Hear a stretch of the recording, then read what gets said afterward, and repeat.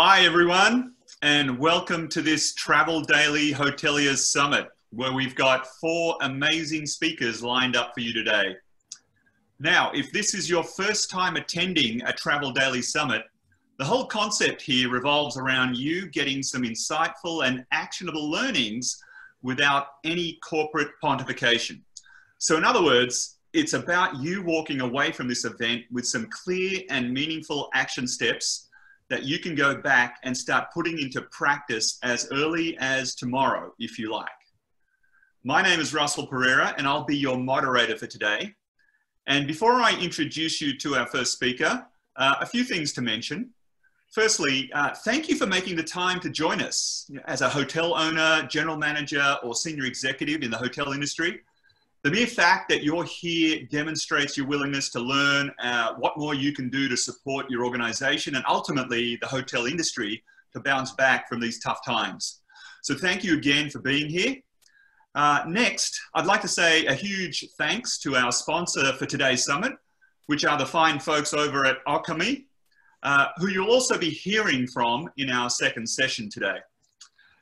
Please know that a recorded version of this summit will be made available in case you can't make all the sessions. You'll also get contact details for each of the speakers should you wish to follow up with them directly. So next, let me introduce you to Chris Head, our GM at Travel Daily Media. Chris will be operating behind the scenes to ensure everything flows smoothly from a technical standpoint. So if you are experiencing any technical difficulties like sound quality and whatnot, just know that I'm not your guy, but certainly enter whatever it is you're experiencing into the chat box and Chris will address the problem. All right, now we also want to hear from you, especially if you have any questions for the speakers or any other feedback. We've had over 500 people register for this event. And we have set aside specific time at the end of each speaker's session to take your questions. But please feel free to enter them into the chat box at any time so we can get onto it earlier. All right, so in terms of our agenda for today, if we're looking at the next slide there, Chris, this is our learning journey for today. Dennis Tekerek will kick things off by looking at the importance of technology as a differentiator for hotels. So get ready for some interesting findings that he has to share. Next, building on the pivotal role of technology, Andre Bourbon from our sponsor Akami will unveil some groundbreaking work his team has been doing with some hotels that have had to stay and remain open during COVID-19. So in a way, his team is already operating in the future, so that most of us are preparing for. So his findings should be invaluable. Then we're going to shift right away from technology as Walter Banning will then highlight the use of chemical versus non-chemical cleaning and sanitizing processes and the impact that can have on expenses, staff, and your guests. And then finally, Anita Chan will be our final speaker, who'll be taking a deep dive on one of the hotel industry's most important customer categories, the Chinese traveler. And then finally, once that's done, we're gonna wrap up with a panel discussion on some important topics that you'll find already posted in the Q&A section of your Zoom screen. They'll be listed there for you to upvote by simply clicking the like button. So then, come the panel discussion, we're simply going to look at which question's been upvoted the most and then tackle that in order during the panel discussion. And we'll try and get through as many questions as we can. And there's also an opportunity there to enter your own comments under each of those questions as well. Okay, so let's get on with it. Let's move on to our first speaker, Dennis Tekerek. Dennis is the co-founder and CEO of a hotel technology startup called Portia Technologies. With an all-encompassing platform, the company helps hoteliers gain industry high levels of guest engagement, leading to happier travelers and a stronger bottom line for hotels. Having actively been involved in travel and hospitality technology, Dennis was also an instrumental senior leader at Hong Kong's very first unicorn, Tink Labs, where he ran a team of 14 staff and established the company's presence in multiple overseas markets, growing the customer base by 50x in just 18 months. Today, Dennis will be speaking about the necessity of hoteliers to look beyond bookings when it comes to recovering lost revenues. Indeed, the focus will be on the notion of driving more engagement and income from those guests that decide to travel in the months ahead. And in this context, technology arguably plays the most important role, but given the crowded space, it's hard for hoteliers to select the most suitable solution. And with an emphasis on physically distant, emotionally close, Dennis will highlight the ways in which technology should be selected and utilized in order for hotels to recover faster and from these unexpected sources of income. Okay, so that's it. Let me hand over to you, Dennis. Where you go? Thank you very much, Russell. I'll just give a quick wave to the pretty high number of participants already. So thanks for the great introduction. Thanks to you guys for listening. Just to give you a bit of background, I'll keep it as educational as possible. So we're not going to talk about the company I run too much. I'd rather prefer to give you an insight into some of the knowledge I gained in the last few years in particular, in terms of feedback that I received from hotels, as well as in ways in which we helped hotels deploy the technology that we have and help them look at other technologies to really understand what it is that drives guest engagement. So I'll go straight into my presentation, close off the video here and share my screen. And here we go. So as Russell had already pointed out, our focus is essentially the crossroads of travelers at hotels and an understanding for hotels an understanding for the challenges that hotels face when it comes to engaging guests and when it comes to driving revenue from guests that comes from other sources than the guests actually being on site. In that sense, as Russell also pointed out, we focus on the narrative or on the notion of being physically distant to travelers, but yet being emotionally close and creating an experience that goes well beyond something that you can just simply touch on the surface. And despite the coronavirus being somewhat of a fitting topic when it comes to this tagline, this is essentially how we have been operating for the last 4 years, and it was always something that we wanted to push. So without further ado, I'll just go into giving you a bit of a background of the hotel industry as we see it first. What we are clearly seeing, and I'm based in Hong Kong, so the scene that you see here on the photo is something that I've been now very accustomed to and have been facing pretty much every time I enter any type of room, any type of public space, or any type of hospitality space. And as you can see, there's a period that we don't really fully grasp or fully understand as hotel industry professionals yet, because we're very, very close to the topic at hand, and that's being the coronavirus. So we had an immediate impact. We had an immediate change of circumstances, and we obviously didn't expect that 2020 would turn out to be this way. Therefore, we're very, very close to the topic, and we are very emotional about how things might pan out. So a lot of us have hit the panic button.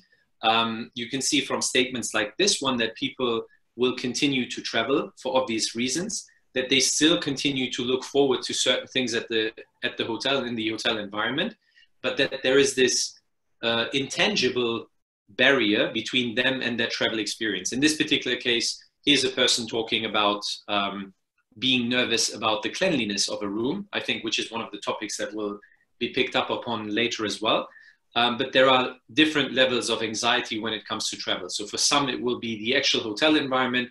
For others, it might be the travel journey in itself. And for yet others, it will be the understanding as to whether borders will be open again, and whether they will have to face issues when they come back to their home countries. So that's essentially a reality that we all have to deal with. And when we deal with this reality, we have a number of ways of facing this. As I was alluding to, we react to things, and that's just the very natural things that humans do.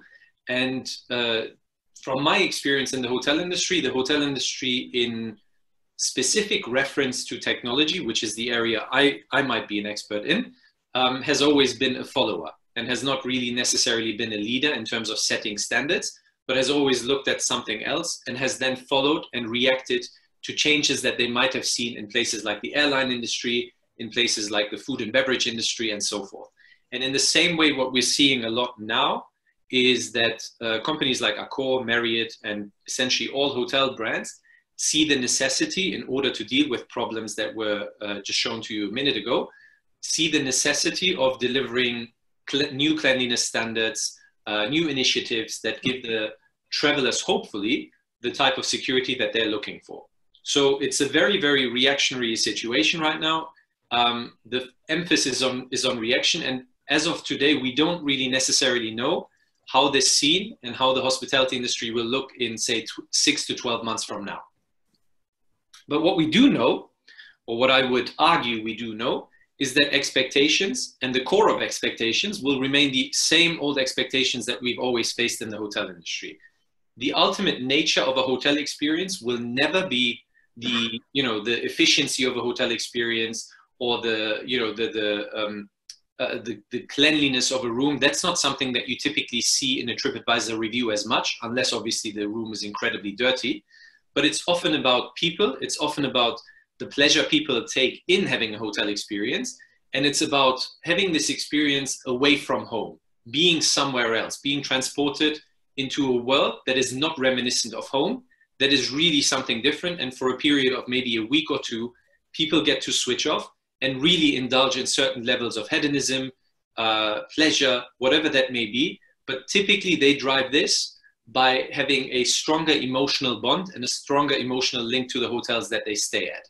So I would argue that in many ways, despite the pressure that the hotel industry has seen from people like Airbnb, or from companies like Airbnb, say in the last 3 or 4 years, the ultimate differentiation between a hotel and something like an Airbnb will eventually and will always be the staff and the type of experience that they can deliver to their guests. To highlight this a bit more, I mean, this is one of our customers here in Hong Kong. It's a hotel called the Upper House, kind of a small luxury boutique hotel. To highlight that a bit more, this is one of the reviews that I just found very interesting. I found this on TripAdvisor maybe about a week or two ago, or maybe a bit longer, but essentially in the middle of the coronavirus. And what's very interesting here is that when you look at this review and you know what hotel we're talking about, the emphasis of the review still remains on people. So in the middle of the coronavirus, when people are really worried about, potentially really worried about safety, worried about sanitization, worried about cleanliness and so forth, it's still the people that make the difference between, one second here. It's still the people that drive the difference between a great hotel stay and an average hotel stay. So that, whether that's the case today or not, it will remain something that hotels will still have to pay a lot of attention to. And from our perspective, the feeling sometimes is that because we are driving technology into the hotel sector, we feel as though the value and the understanding of technology has been somewhat missed from the hotel side, in that the focus had always been on features, the focus had always been on efficiency, the things that customers ultimately do not care about that much. And I just want to put this out there to say to you guys, especially from the hotel side, that it will continue to be your staff members that will make a difference, and the service that you provide that will make a difference to a person's stay. And that is what will bring back the romance of a hotel experience, even today, as well as in the future. So in that sense, when we talk about problems, and when I refer to problems, I specifically mean issues that we had to deal with in relation to technology. What we see is what was happening pre-coronavirus will likely be happening post-coronavirus as well. So there's this unknown period, and there's this period of reaction, there's this period of panic, this period of uncertainty. but ultimately things will reset to the ways that they were, in that creating a unique experience will ultimately be or the ability to create a unique experience will ultimately lie with the strategies the hotel takes in terms of its staff strategy, in terms of its service strategy. So in that sense, if we look into the future, I think today is a very, very opportune moment. And this somewhat sounds bad, but it's also a bit of a blessing in disguise, in that hotels could now look at this and think of future strategies in a way that doesn't really focus on reaction, but instead it focuses on change driven by the hotels, and only change that is necessary, and only change that will make the hotel experience so much more unique, so that we can kind of go back to times when that experience maybe was a bit more romantic than it is today. So in that sense, what I come across a lot is, for obvious reasons, a lot of different things, and these are from the technology side, mostly feature driven. If we look at the reaction that we are seeing out in the field right now, one of the big ones here on the right-hand side is now QR codes. And I can tell you that if I were to leave my apartment, walk for about 10 minutes, and then come back to my apartment, I would probably come across something like 3,000 QR codes that I get to scan for some sort of other service that might be out there. So clearly that field is getting very crowded. And I think it's essential for us to understand, is that field, or is the fact that it's getting crowded, is that really driven by the user, or is that driven by the panic that we think that we're feeling right now? In the same sense, we're looking at features in hotel technology that relate to keyless entry, touch point reductions, anything along the lines of reduced printing. And it's fair because those are things that we promote as well. But at the same time, again, for hoteliers, it's very, very important to make a difference between that being a reaction and that being genuine change. I've experienced many times before, I mean, I've stayed at hundreds of hotels in my time, and I've often experienced technological change such as, hey, now you can control your room lighting from a tablet, or you can control your drapes from using this pad. In many cases, more often than not, I would have preferred to have just a simple button, as it used to be maybe 5 years ago or 10 years ago, so that process of opening the curtains or switching on and off the lights becomes simpler and less of a barrier for me in terms of actually dealing with the room environment. So again, in that context, I might be a bit opinionated, but it's always very, very important to make a key differentiation between a reaction to something and a general change. And then going back to cleanliness and sanitization standards, I have a lot of sympathy for them, and I understand why they are being pushed into place. But again, we always want to make a differentiation between today and the future. In that sense, if we want to, as people within the hotel industry, drive real change, we need real data. And when I say data, I'm not really talking about tracking people and understanding their behaviors and such. While that's very, very beneficial in some cases, I'm actually talking about decision-making data that relies on something that has a level of validity. So what we typically rely on within our company is guest engagement. Guest engagement for us is the most important buzzword, if you like. It's the most important part of the user journey that we see. And when we look at statements like this one, we clearly understand that engaging guests and having the ability to now do that with the benefit of technology that helps to quantify that a lot faster, that's the key differentiator between a good and a great stay. That's the key differentiator between making more or making less income from a single guest staying on site. And I can't even count the amount of times I've spoken to hotel staff members that have talked about the lack of urgency around providing a service to guests when they are offsite, or engaging guests beyond the basic need, because they felt as though guests just came in to relax and to have a quiet time. I can't tell you the amount of times I've had these conversations, but there is clear evidence out there that pre-coronavirus, engagement was very, very important. It made a significant difference. Post-coronavirus, that engagement will make a much more much more significant impact, or have a much more significant impact on the hotels, because one, you will likely have fewer guests coming to your hotel. So you need to understand how to drive more income from each of those. And two, they will expect a lot more connection with you at a distance. When they are out and about exploring the city, when they want to know as to whether things are now safe or not, they need to have that extended connection to you to in turn give you the level of engagement that you need to turn that around into something more meaningful for the bottom line of your hotel. So again, I would point to this, and I don't want to be too repetitive with this, but again, engagement is key, and you get engagement delivered through your staff members. It's just very, very important that you use technology to empower your staff members to deliver that level of guest engagement and to turn the guest experience in something where the guest can then turn around and say, you know what, this hotel experience was incredible because they managed to guide me through my whole experience, whether that was in the city, across the island, or at the hotel directly, in a way that I haven't been guided before. And that's a key differentiator. What's important to note is that a lot of technology deployments in hotels don't really consider the amount of time people actually spend at hotels. So you can have technology sitting in the room that's stuck in that room that could be so great in features that it might give the guest the ability to command a spaceship. It wouldn't make a difference if the guest doesn't happen to be at the hotel. And looking at these statistics, for example, this is taken from this year and specific to British travelers, you can see that there is a very, very limited opportunity when it comes to engaging guests because they do not spend enough time at the hotel. That's not what they traveled for in most of the cases. They travel to explore the beach, they travel to explore the destination, they travel to explore street markets and so forth. And in order for you to be connected to these guests, your technology needs to be something that keeps the engagement up beyond the limitations of your physical property.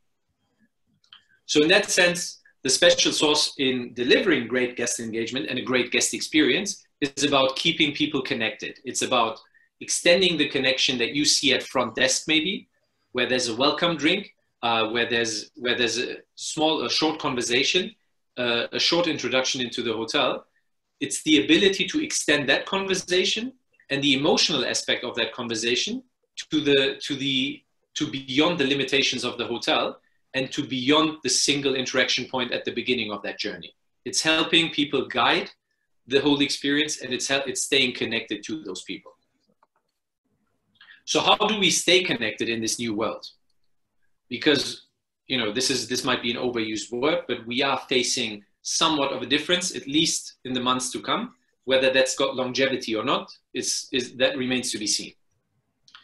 For us, the approach is very simple. It's all about digitalization. The amount of things that within a hotel, or the amount of touch points within a hotel that could be digitalized, that you could drive a lot more information from and a lot more experience from, is almost limitless. So we focus on digitalization via two areas.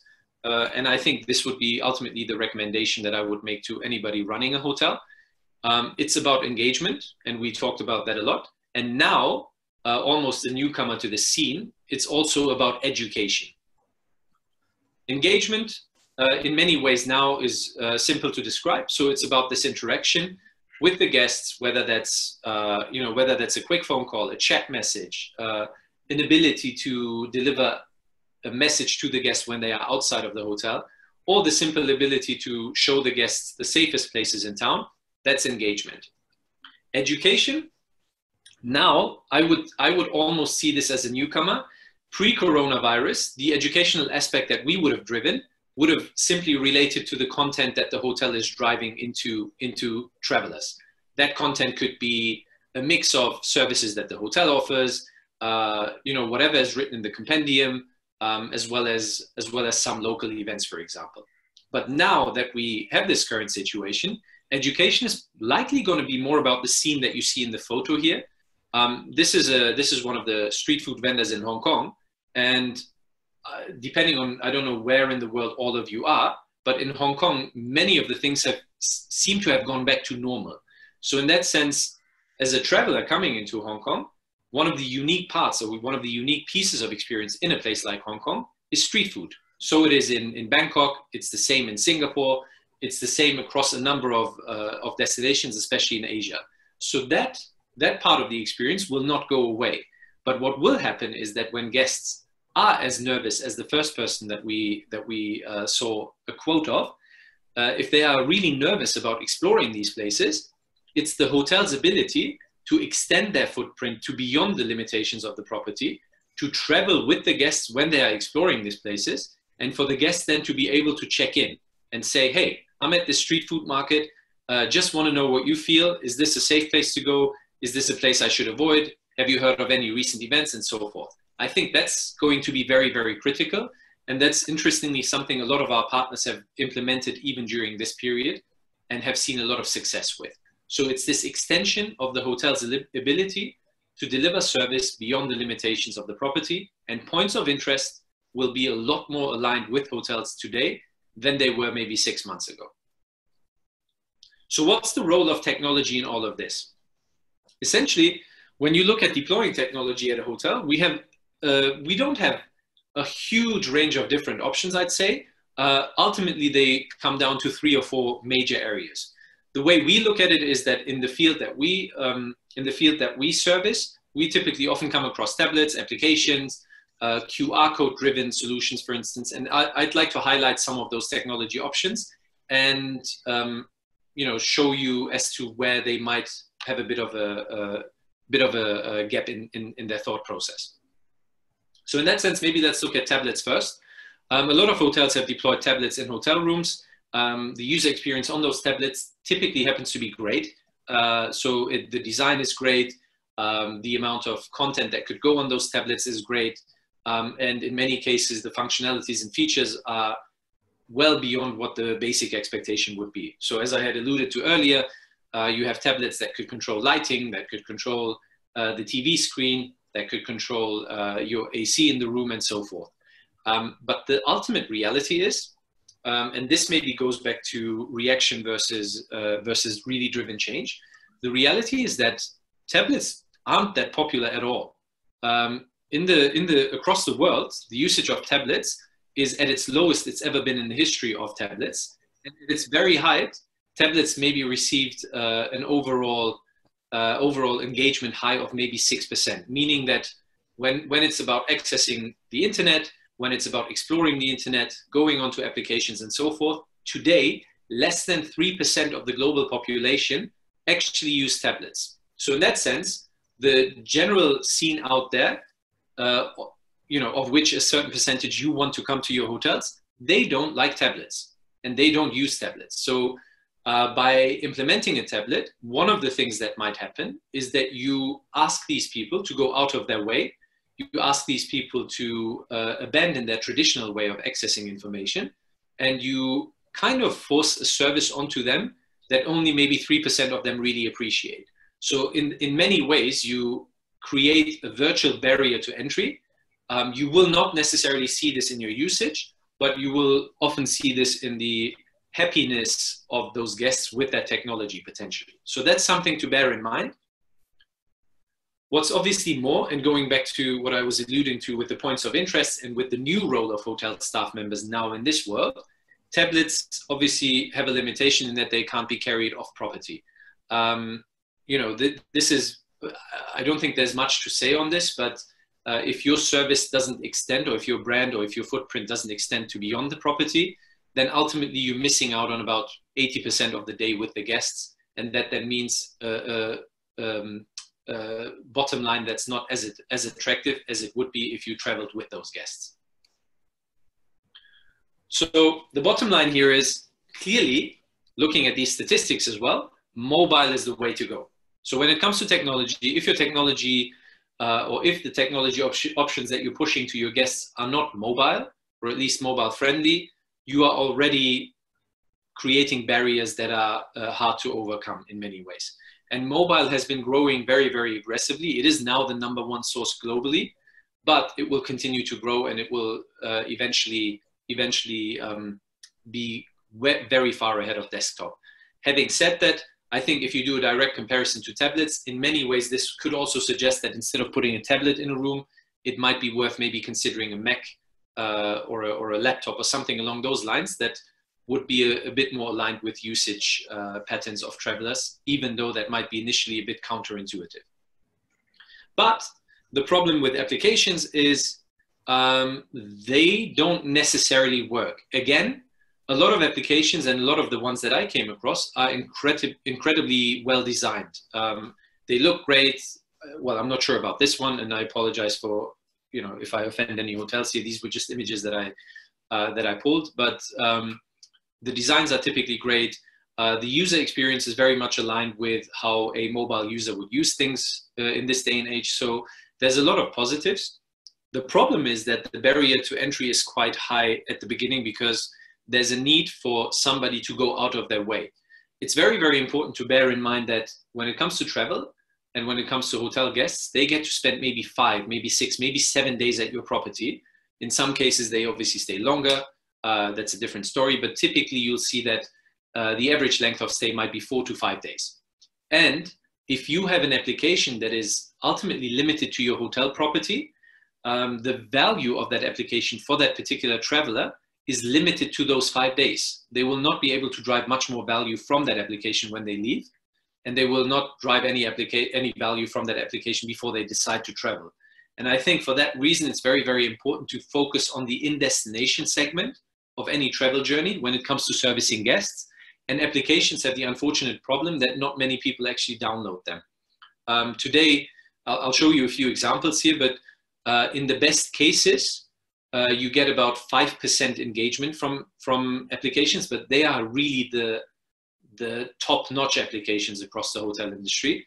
And typically you get a number closer to 1%. So meaning that out of 100 guests, you'll typically have 1 guest using it, unless you force them to use it by saying, look, we have got rid of all of our printed materials. You have to download the app to access anything that we have, or you have to scan a QR code to access anything that we have to offer. I think that would be a great strategy to begin with, but it might also be a bit against the will of the guest. So it's something to think about. But what's a little more interesting with applications that a lot of people don't actually pay attention to is the way they go onto a guest's device. When they go onto a guest's device, they obviously enter an ecosystem that they don't own. They go onto the Apple ecosystem, they go onto the Android ecosystem. It's an ecosystem that they don't own. And they enter the privacy area of, the area of data privacy from the guest perspective. For that reason, they need to ask for a number of permissions because they're not limited to that 5-6 day period, maybe in that sense.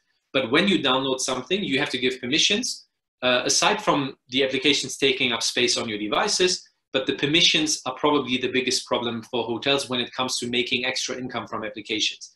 Because one of the things that we actually found out is that assuming that only 1 out of 100 guests downloads an application, the acceptance rate being about 10% for push messages sent to those applications, that ultimately then means that out of 10,000 messages you might have sent along the lines of, hey, it's happy hour at 5 o'clock, make sure you come to the rooftop and so forth, out of 10,000 messages, only 1 actually gets opened. I think that's a shockingly low number. But yeah, this is again something that you can find enough sources on.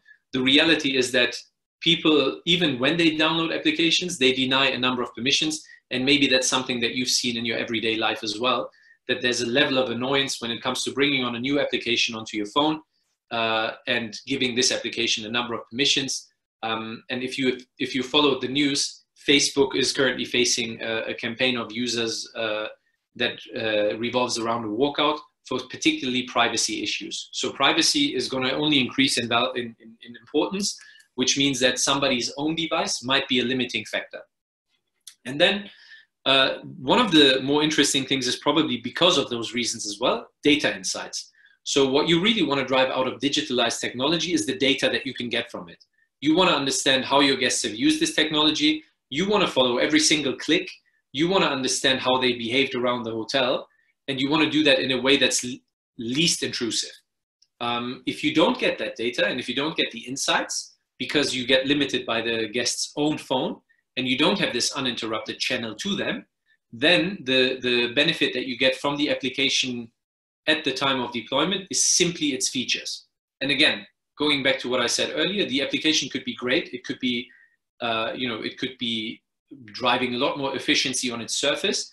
But the key thing is, if guests decide to not give those permissions, if guests decide to not download the applications, it will ultimately lead to very little usage, and all those features will be completely missed and unused.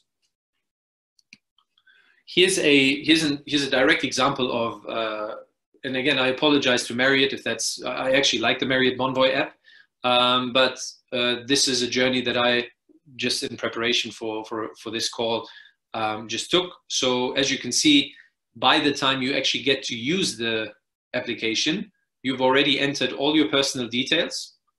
You have decided as to whether you want to give the app permission to access things like your camera, things like your location, things like your push messaging, and so forth. And it probably took you about 6 or 7 minutes just to get onboarded in the first place. So looking at that and then thinking, what is my increased use, unless I'm a diehard Marriott fan, and unless I'm a diehard Marriott loyalty member, what more do I get out of having a Marriott Bonvoy app, considering I have so many other apps on my phone that could help me with hotel bookings, that could help me with navigating my stays and so forth. What additional benefit does Marriott Bonvoy give me to give them all these permissions? And what happens if I do download it and don't give them these permissions? How valuable is the app then to Marriott themselves? So those are some things to think about. And then if engagement is important, again, I would like to put on record here that I apologize to these brands. All of them great solutions. And obviously the Park Hyatt New York is a beautiful hotel. But what's interesting is these guys have had this application for a number of years now. It's a comparably small application, 20 megabytes. And in all that time, they only had about, so the way Android measures downloads, it does brackets between 100 and 1,000. So their downloads sit somewhere between 100 and 1,000. And that's for a 210 room hotel. So if you try to work out how many people pass through a 210 room hotel in a year, and then think of it as like, in the best case, these guys did 900 downloads in a number of years, you can then understand what we mean by saying engagement isn't there. Now, when you look at the app looks beautiful. It's got, you can order your room cleaning, you can go into the spa menus and so forth. But if people don't download it, then those features do not matter at all. And in the case of this particular property, the download numbers are disappointing to say the least. So usage will be incredibly low, even though the engagement from the few downloads that you have is likely to be high. So you probably, once somebody downloads it, they are obviously showing a willingness to use it. And for that reason, the engagement numbers will probably hit your 90–95% mark, but it's only out of a very, very small amount of people. So it's very important for you guys to pay attention to these types of things when you consider deploying technology at your hotel. Just for reference, I've included the Klook application at the bottom. So for those who don't know, Klook is a travel experiences booking platform. You want to visit the Eiffel Tower in Paris and you have a Klook app, you can buy the ticket there and then just show your QR code when you turn up at the Eiffel Tower.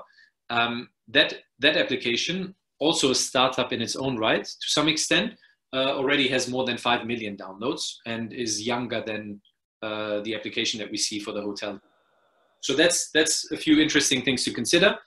So for that reason, I guess the most conclusive statement I can make from this is that the solution is not an application. But then what is the solution? I mean, I don't want to confuse people too much, but in order to break this down in simple ways, we always focus on a low barrier to entry. So one of the ways in which you can now avoid downloads to some extent are QR codes. So it's very, very important that if you do end up working with an application provider, the minimum you should ask for is a QR code entry point to that application, so that at least the download process begins with the scanning of the QR code. If it's a QR code that's simply based on a web browser, even better, because then the barrier to entry is even lower, because you don't have to go you have to go through fewer steps in order to get to roughly the same result. And then, the only caveat to that is having a guest's own phone and privacy concerns. So again, focusing on QR codes in particular, I don't think in my time in technology, I've seen anything that's been so crowded in such a short period of time. Again, the amount of QR codes I can scan is just incredible. And it makes the user journey incredibly annoying, to say the least. So it's a few things to consider. But if you go down that route of using the guest's own device, it's very, very important that you remove all the barriers. So never, ever try to ask a guest for a download, because by not doing that, you allow a quicker way into their space. The second part, which is maybe a bit overlooked, is whatever technology you bring in on the guest side should also serve full localization. And what I mean by that is quite simple. So I'm in Hong Kong, for example. I've been here. I've lived here for about 6 years, and as something of someone like a local, I understand that taxi drivers in Hong Kong don't always understand the addresses that I tell them, because they might be a bit more absurd, or they might be a bit more. They might be places that I don't go to often, so I don't know the addresses in the local language in Cantonese, and the driver doesn't know the address in English.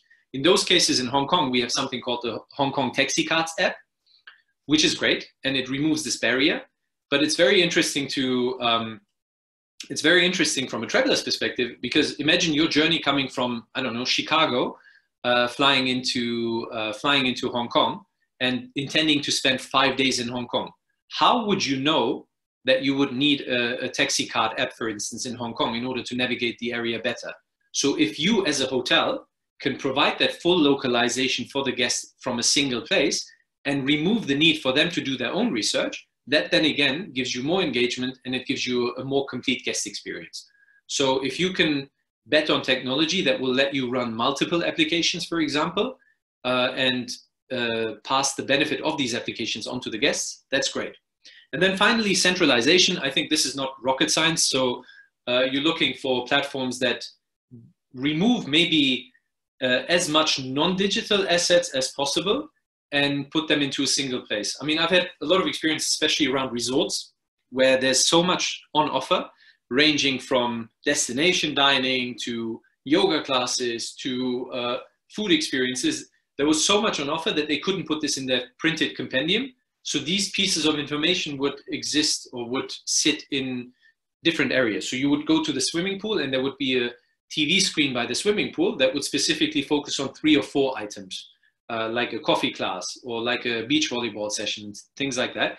And then you would go to a restaurant, and that screen yet again would show something different, because they just couldn't centralize all that information in one place and make it digestible enough for guests to look at that information in that one place and to then say, yeah, I get the hotel, this is what I want to do here. So it's important that you pay attention to things where you, or invest in things where you can centralize all that content in one place, rather than having it sit in 5 or 6 different areas. And from experience, and this is maybe just my personal opinion, but TV screens are becoming a lot more obsolete than they used to be. So navigating a menu on a TV screen can be quite complicated, because you just have to dive too deep to get to an answer. And I think it's very, very important that we pay attention to removing steps. And then maybe to sort of bring this back and to make you understand why I'm saying all these things, let's go to the revenue side of things. And I'll just give you a quick overview here. I haven't put all the cities on here, but it turns out, and this is pre-coronavirus, so I'm sure it'll be, the number will go down and it'll be adjusted, but it doesn't change the fact that travelers spend a lot of money, and they spend a lot of money in destinations. So per capita, if we were to look at it that way, they are probably among the highest spenders that we see across the world when it comes to periods that are limited to 5, 6, 7 days. The problem is, despite them spending so much money and despite their wallet being very, very chunky, that spending is very, very fragmented. So think of yourself traveling anywhere. You would, let's say you have $100 to spend or $200 to spend. You might spend part of it on transport. You might spend part of it on entertainment. You might shop something. You might buy souvenirs. You might get a massage. you might eat something, and so forth. So that traveler wallet is extremely fragmented. But that's, again, where the hotels could come in.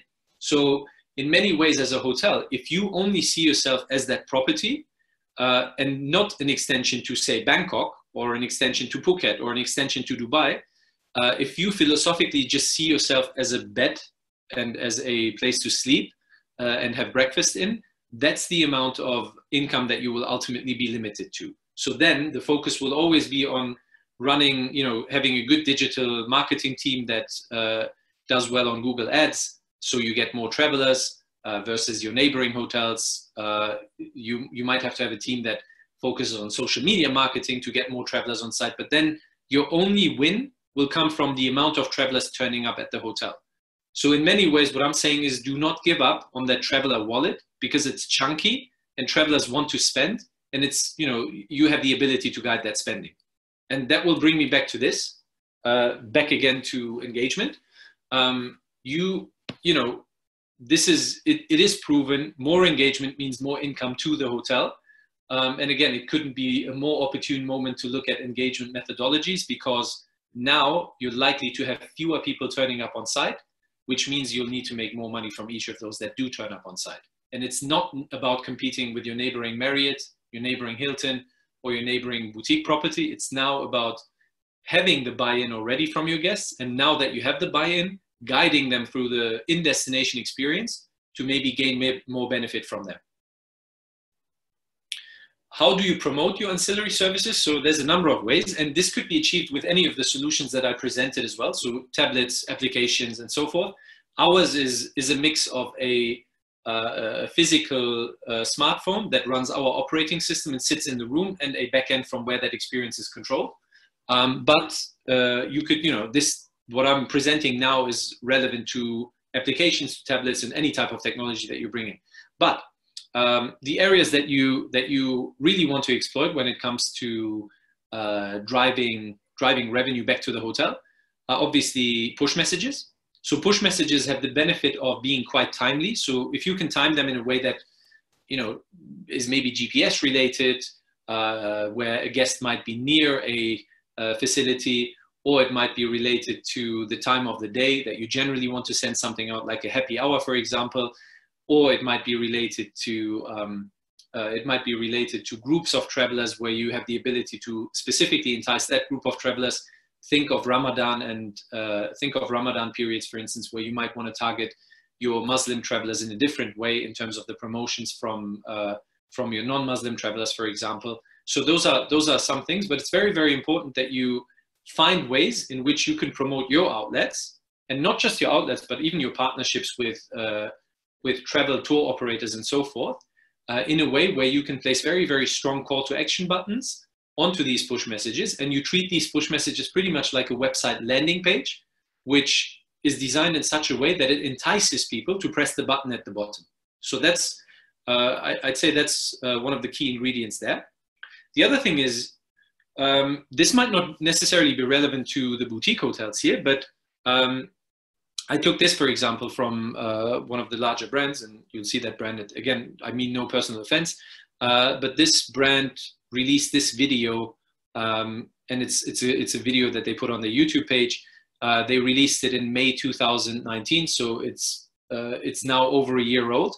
And in that time, it generated just over 2,000 views. Now, in the world of digital marketing, that's very, very low. It's a very low number.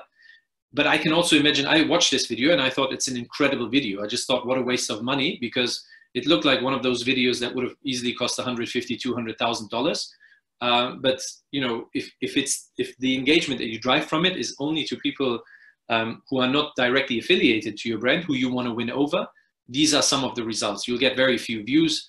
You'll get very little engagement on them.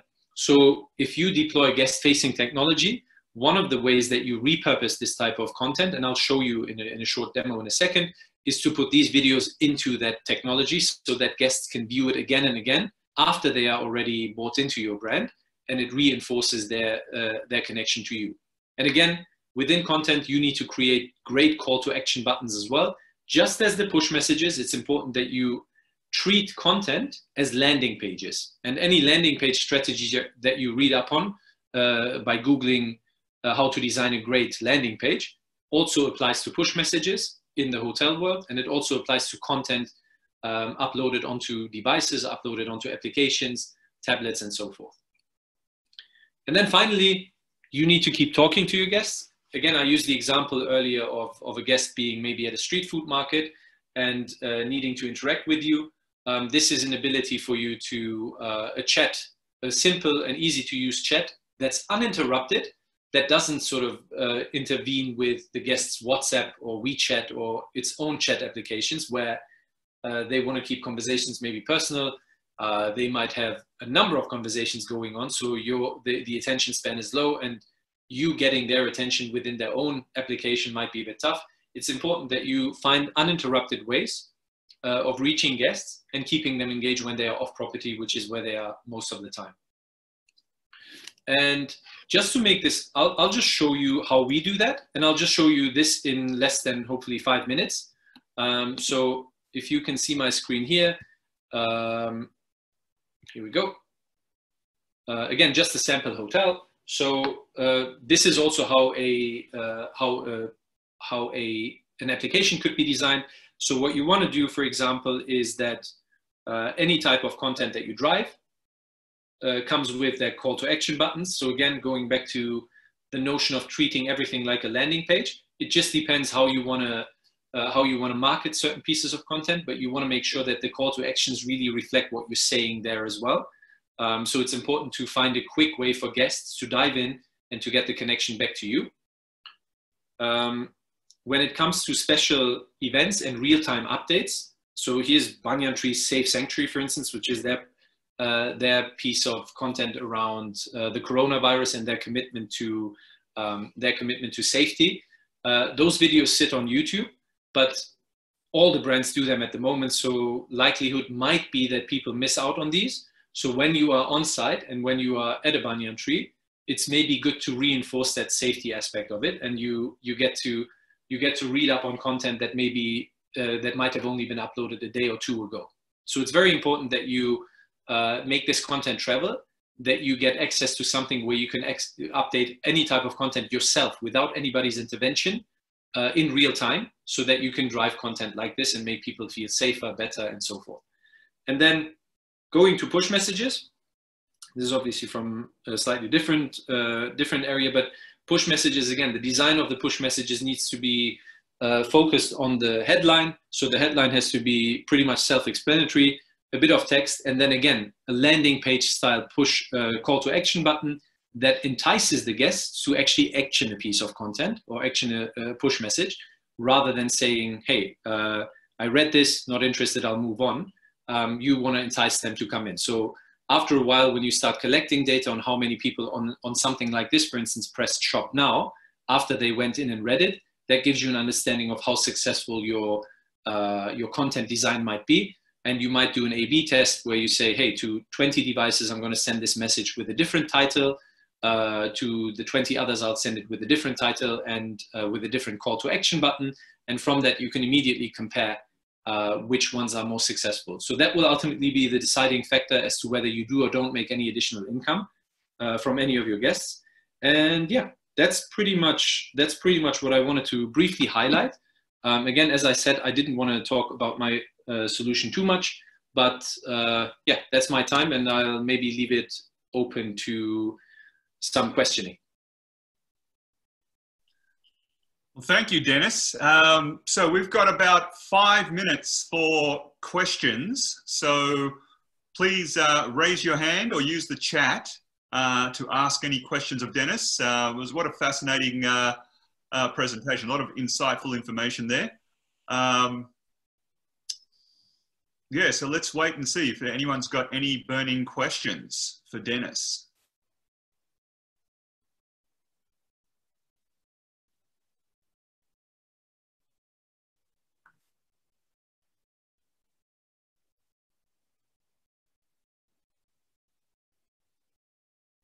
Nope, silence was a stern reply. What are you seeing as some of the questions, Dennis, that people are asking you? It's not necessarily the questions, but it's what I've experienced in the last sort of 4 to 6 weeks in particular is a slightly more frantic environment. There's a lot of factors that go into making decisions, like that refer to technology in particular, and it's a bit more fragmented than I've ever seen before. So there's almost no real single school of thought when it comes to making a decision on technology purchases, and price at the moment and cost, for many obvious reasons, seems to be one of the leading factors. So a lot of the questions revolve around that.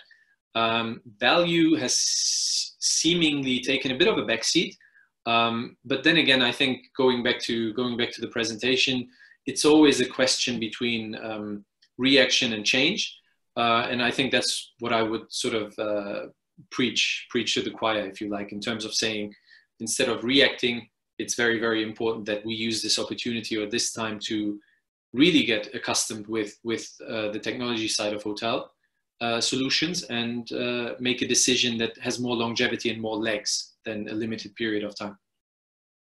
Okay, great, thank you. All right, anyone else got any questions for Dennis?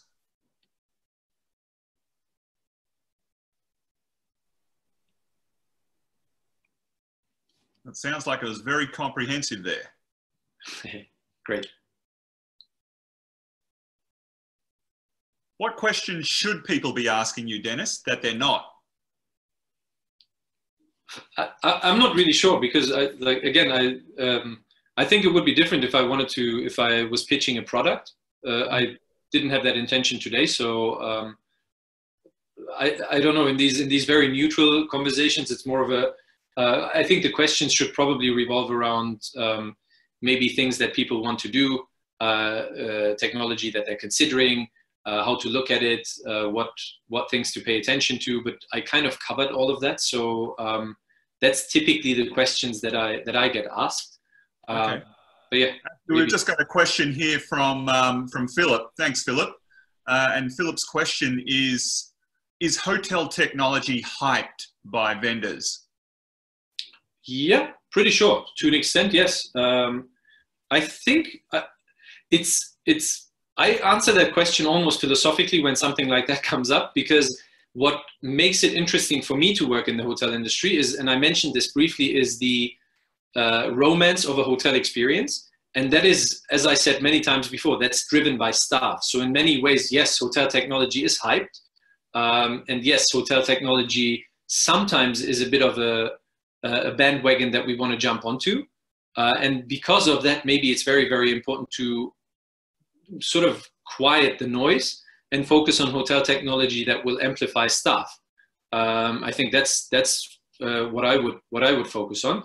But to an extent, yes, and it also is location dependent as well. If you're in a sanctuary and you want absolute quiet, then who in a sanctuary would need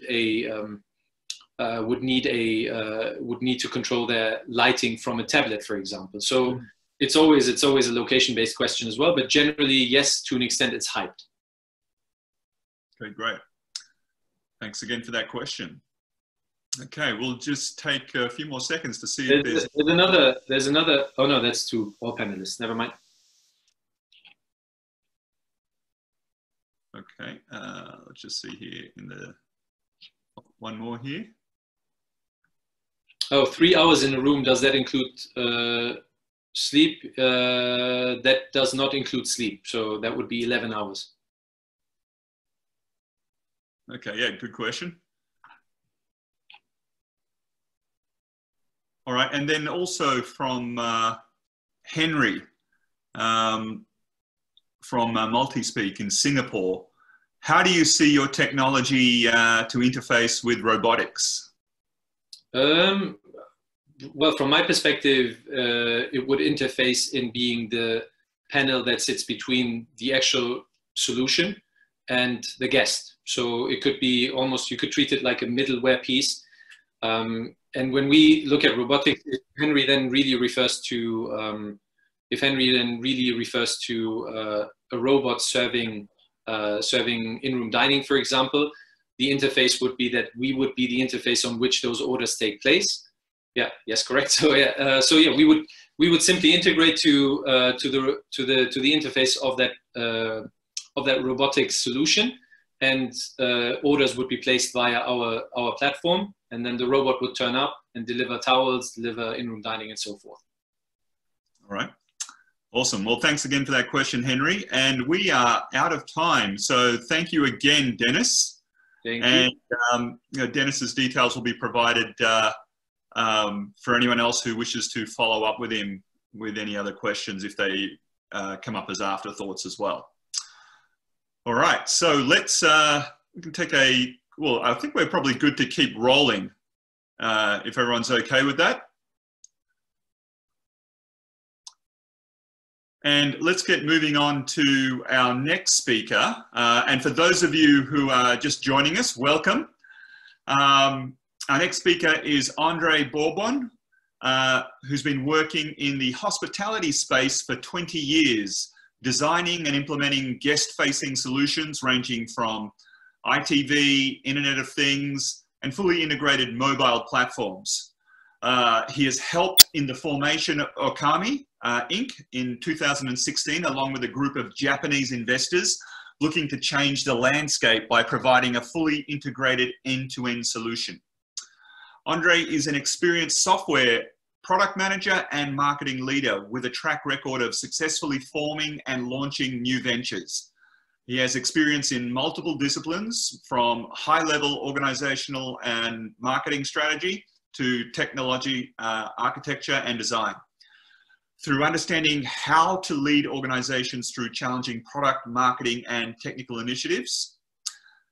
So today, Andrew's topic is all about going touchless, i.e. how to give customers the ability to stay at any property with limited exposure to staff from a risk point of view, other guests, and paper in the rooms. So with that, Andre, let me hand over to yourself. Oh, thank you, Dennis. Hi, everybody. So today I want to just introduce the different products that we have that we've pretty much already started implementing in the Thai local market. We've had a lot of business with customers that actually have stayed open. So we've seen the whole gamut of properties closing, and then what the requirements are from the property point of view, from the cost side, the operations side, and a lot of the technology hurdles that properties face. One, staying open, but then from the service level point of view, how do you actually provide the same level of service with all the new restrictions that are in place due to COVID? And then how do you protect all the different revenue centers that you have? So today I'll kind of walk you through the different features that we have, not everything, that focuses on how to help you reopen and readjust to the new climate. And then I'll go through some use cases and show you kind of what we're doing with different clients that are again in the Bangkok and also the Asia Pacific region, and the different features that each one is kind of benefiting from. And then I'll be pretty open as far as some of the challenges that each customer faces and how they want to implement it from the technology point of view, but then also from the operations side, and how do you actually optimize and do all these new workflows. So I'll go ahead and share my screen.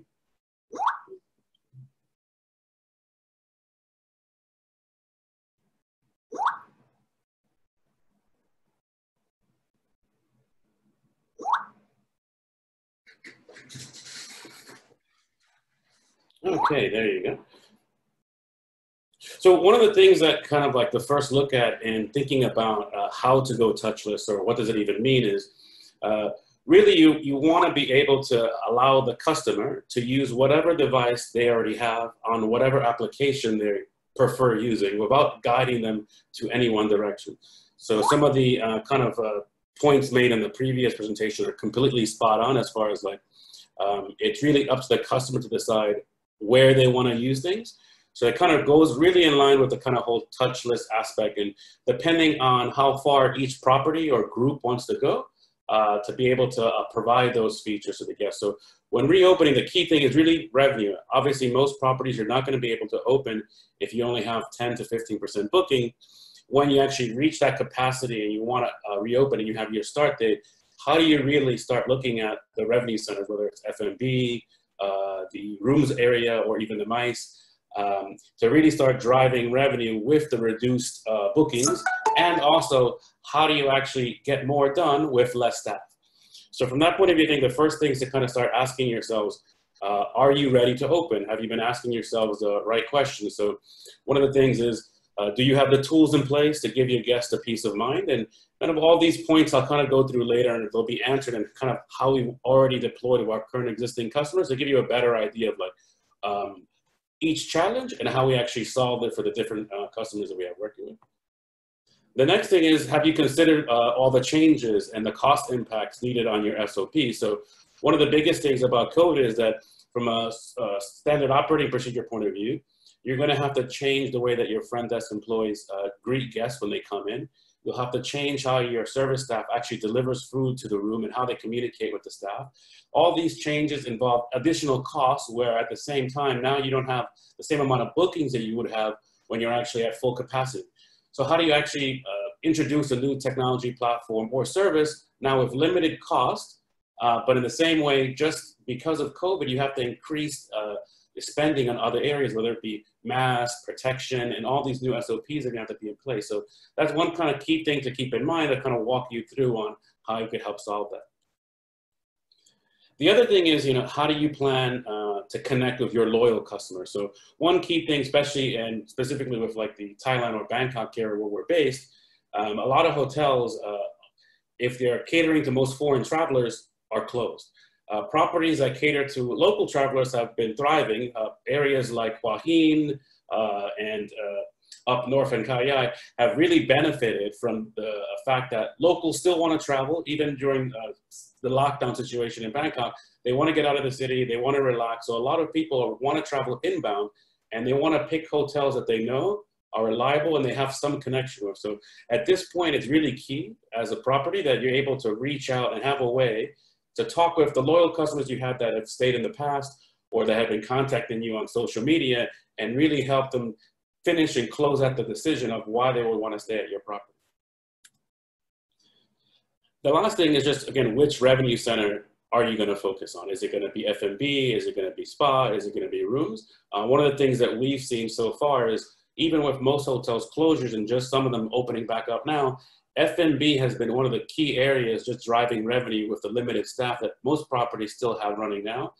Most hotels have kind of turned to doing ad hoc delivery services, whether they were already offering their menus on different delivery platforms or not. They're looking for additional ways to even just cut down the commissions that have to be paid out to all these third-party delivery services. So at every key area in each location, hotels are really looking at ways of kind of cutting down either a commission or a cost factor from other third parties, while at the same time still being able to introduce a new platform. So that's a very big challenge that most hotel owners have from the ownership side, from the GM side, that there isn't really a lot of solutions to kind of go through that and really solve that initial problem. So one of the things that we kind of done is, in talking to a lot of the hotels we work with now, really seeing how we can help them open up and really hit all the pain points that they currently have to be able to open smoothly, but also not incur so much additional cost that it's nearly impossible to implement any solutions.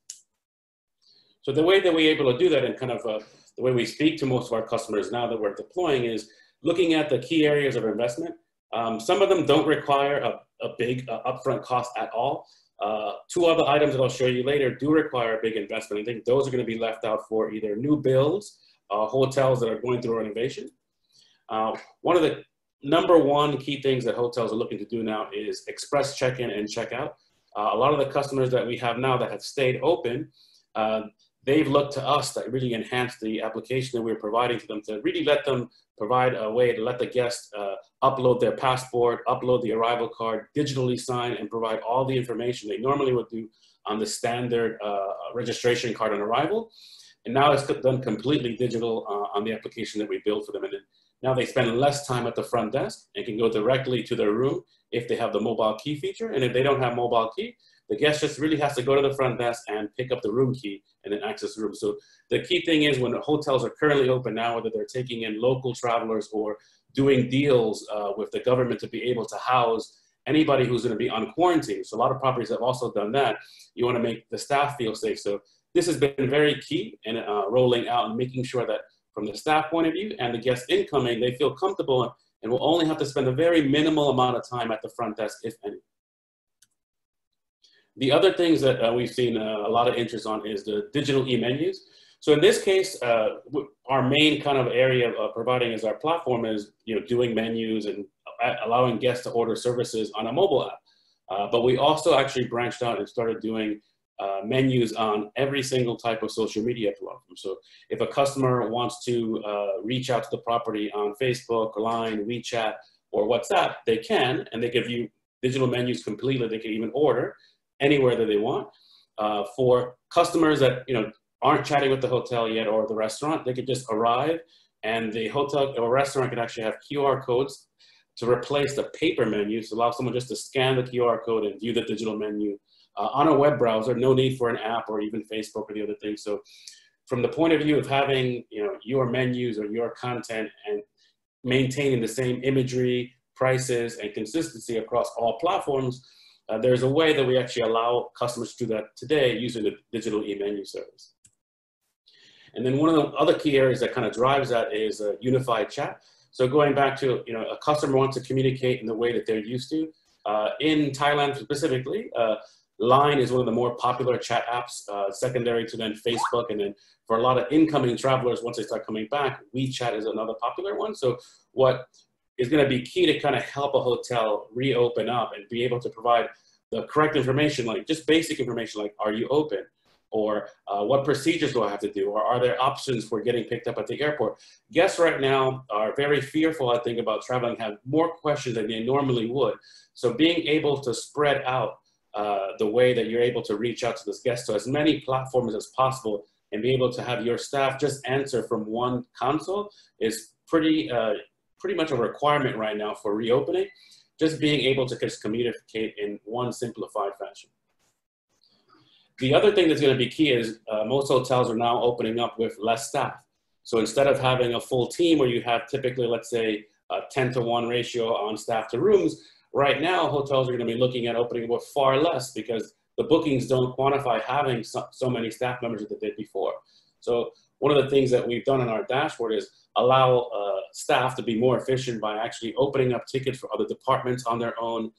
When the guests that are actually in-house, they can make requests through the chat platforms or the app, and it all goes to the same dashboard. So from the staff point of view, just keeping things very easy and maintain to a kind of unique teams that need to be notified when things need to be done, whether it's a staff-initiated request or a request from an actual guest. Everything can be just done from one dashboard. So efficiency and better use of current staff is going to be key also in reopening without having the need to kind of either bring in additional staff that's either outsourced because you can't bring in your full team, and just be able to give them the same resources they would have to run as if they were a full team giving services to all the guests that are going to be checking in. The next two key points of engagement are really the ones that require a little bit of heavy lifting. So for mobile key, we have this option available and we've actually deployed it already. But this is one that requires a pretty big investment. It's not for everybody because if you're a pre-existing hotel, you're not going to really have the option of replacing all your door locks. There are options to actually upgrade older door locks with different modules that will also work just fine, but that also requires a pretty lengthy investment, especially at this time that most of the properties are kind of don't really have the budget to actually invest in hardware. There's one key thing that we see that it's either a pre-existing build or one thing that's in pre-development that will actually go for the mobile key. But in adding this, you give the guest better peace of mind because you can really, coupled with the express check-in and check-out, the guests don't need to go to the front desk at all. It can be completely automated. They can just go straight to the room. And the last one is room controls.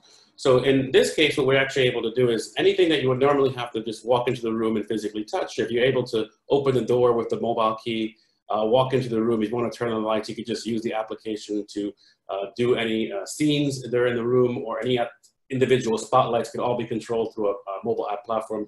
That way you don't have to touch any of the panels in the room.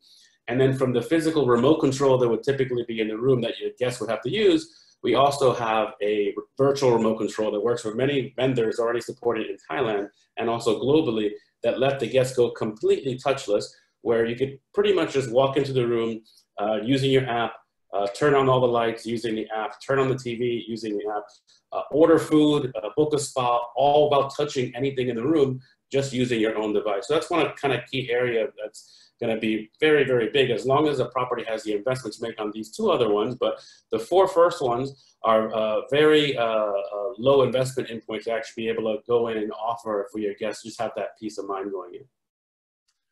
Hey, Andre, just I think we're about halfway through. We have a question. Are you able to take that now?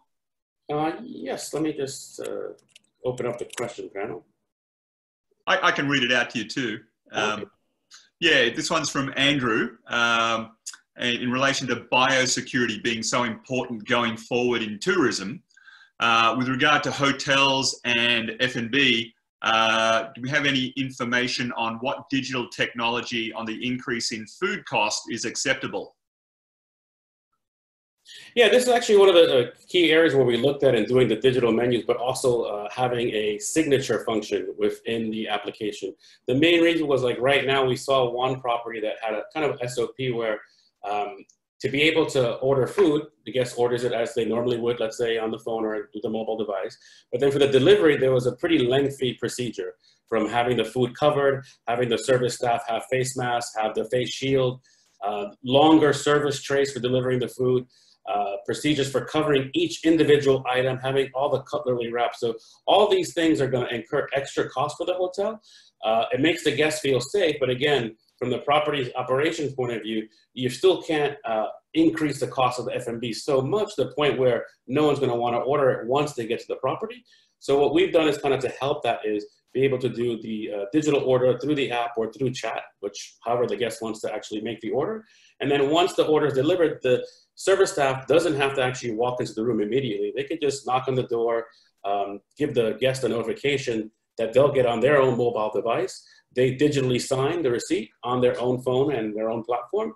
It gets submitted, and the service staff can just walk away and leave the tray in front of the room door. The guest just opens the door, brings the food in, eats it, and when they're done, they can just make a request to have the tray pick up. So we worked out one service flow where there is no interaction between the different staff and the guest, which it could work out as long as the corporate, the brand, or the property is willing to change their SOPs for reopening, because if not, there's a lot of different things that have to be done. So if someone signs a physical check or the receipt, that has to be then sanitized with a UV oven. So there's a lot of different things that will cost if you don't go digital. So trade-offs either way, but I think most hotels will kind of be driven by default to start going digital just to save cost on operations.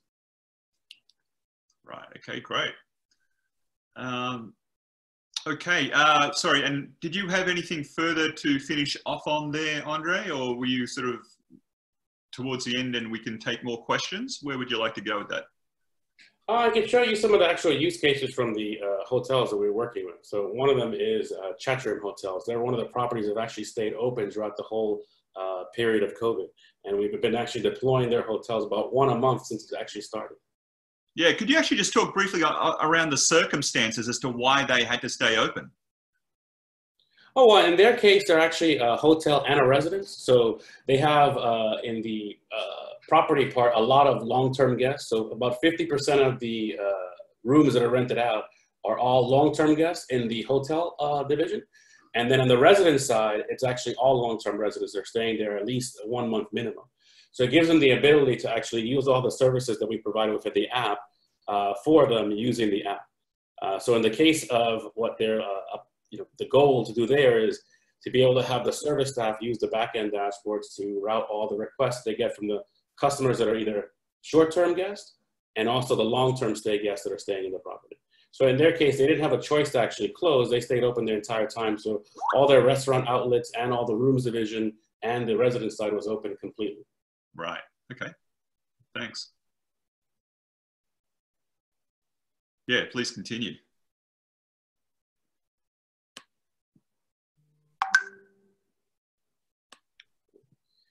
Can you still see my screen? Yep.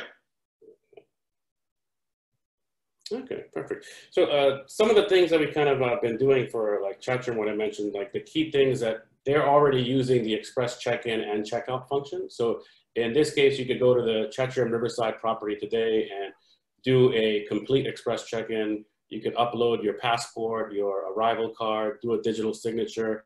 It gets sent directly to the front desk for approval. And then the day of your check-in, they get an alert message to make sure that they could actually check for the room type that you booked, make sure that it's clean, and have your room key ready and waiting for you once the guest arrives. And then once the guest is nearby, they'll already know, since the application has a geolocation tracking, so that way any guest, as soon as they're close, the property staff will know that they're getting nearby. They can prepare the key, make sure the room's available, and have a very smooth check-in process when they get there. One other thing that they did was that at each one of their restaurants, each property right now has about a minimum of at least 5 restaurants in each location, and they wanted to be able to update the menus digitally without having to do a PDFs or uploading anything on a website. And since they were already using the app platform, what all their restaurant customers are able to do, whether they're a guest or not, they just scan a QR code and get taken to a web portal where they can just view the entire menu. So that way, from the point of view of just being able to fluctuate pricing on the fly, they could do that now dynamically at all the restaurants, at all the properties. And that really affects people who are, again, they don't have to be guests at the hotel. They just walk into the restaurant, scan the code, and they don't need to download anything extra. And then on the social media and live chat platforms, they're using it to actually upsell extras to all the guests prior to arrival. And then when guests are on site, they'll actually offer them different packages on request depending on the guest needs are. Yeah. Actually, Andre, can you refresh your screen? It looks like we might be just on the Q&A page when you, I think, probably on a different page there. There we go.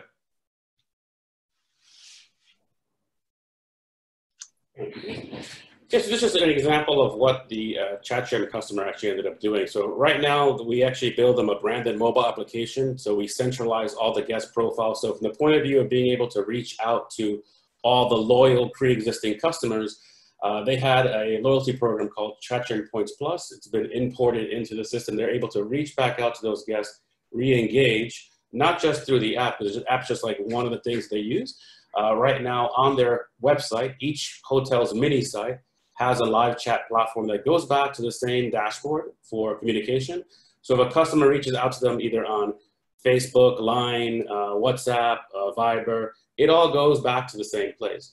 So from the point of view of like ease of use from the staff and not having to manage like 10 different systems, what we are able to provide for the customer is that whether you're deciding to just communicate with the property on the website or Facebook or Line, everything just goes to one place. So they don't really have to worry about anything. So this has been helping them out immensely because from the point of view of when a guest is prior to arrival, they may start chatting on one platform right now, and then they'll start switching to a different platform once they arrive, and everything is kept in sync by the same system. So from the staff point of view, they can kind of chat with customers and then also in their own language. In the use case here in Bangkok, we have a lot of customers that are either speaking in Japanese or Chinese while they're chatting. And then the hotel employees are actually replying back in English or Thai, and then the system translates between the two. Okay, and we've probably just got a couple more minutes left here.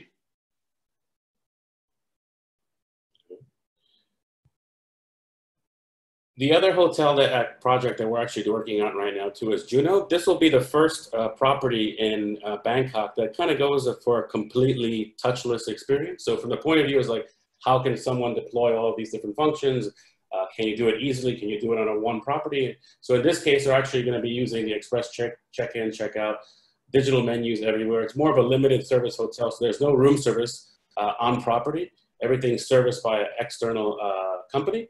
And then all the food actually is ordered and delivered through the app. And then the orders go directly to the different outlet outside and delivered to the guests in the hotel. And then all the fulfillment is done through the same dashboard that the staff use. So from the point of view of like minimizing cost, they were able to remove the need of having an F&B outlet internally, outsource it completely to a restaurant that's located near the hotel, and actually have all the deliveries done through that other outlet.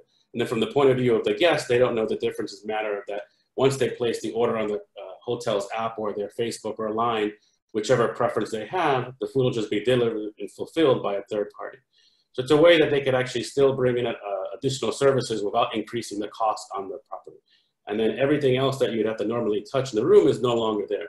So in their case, the mobile application is able to control the lights, the temperature, the TV, and also open the door. Terrific.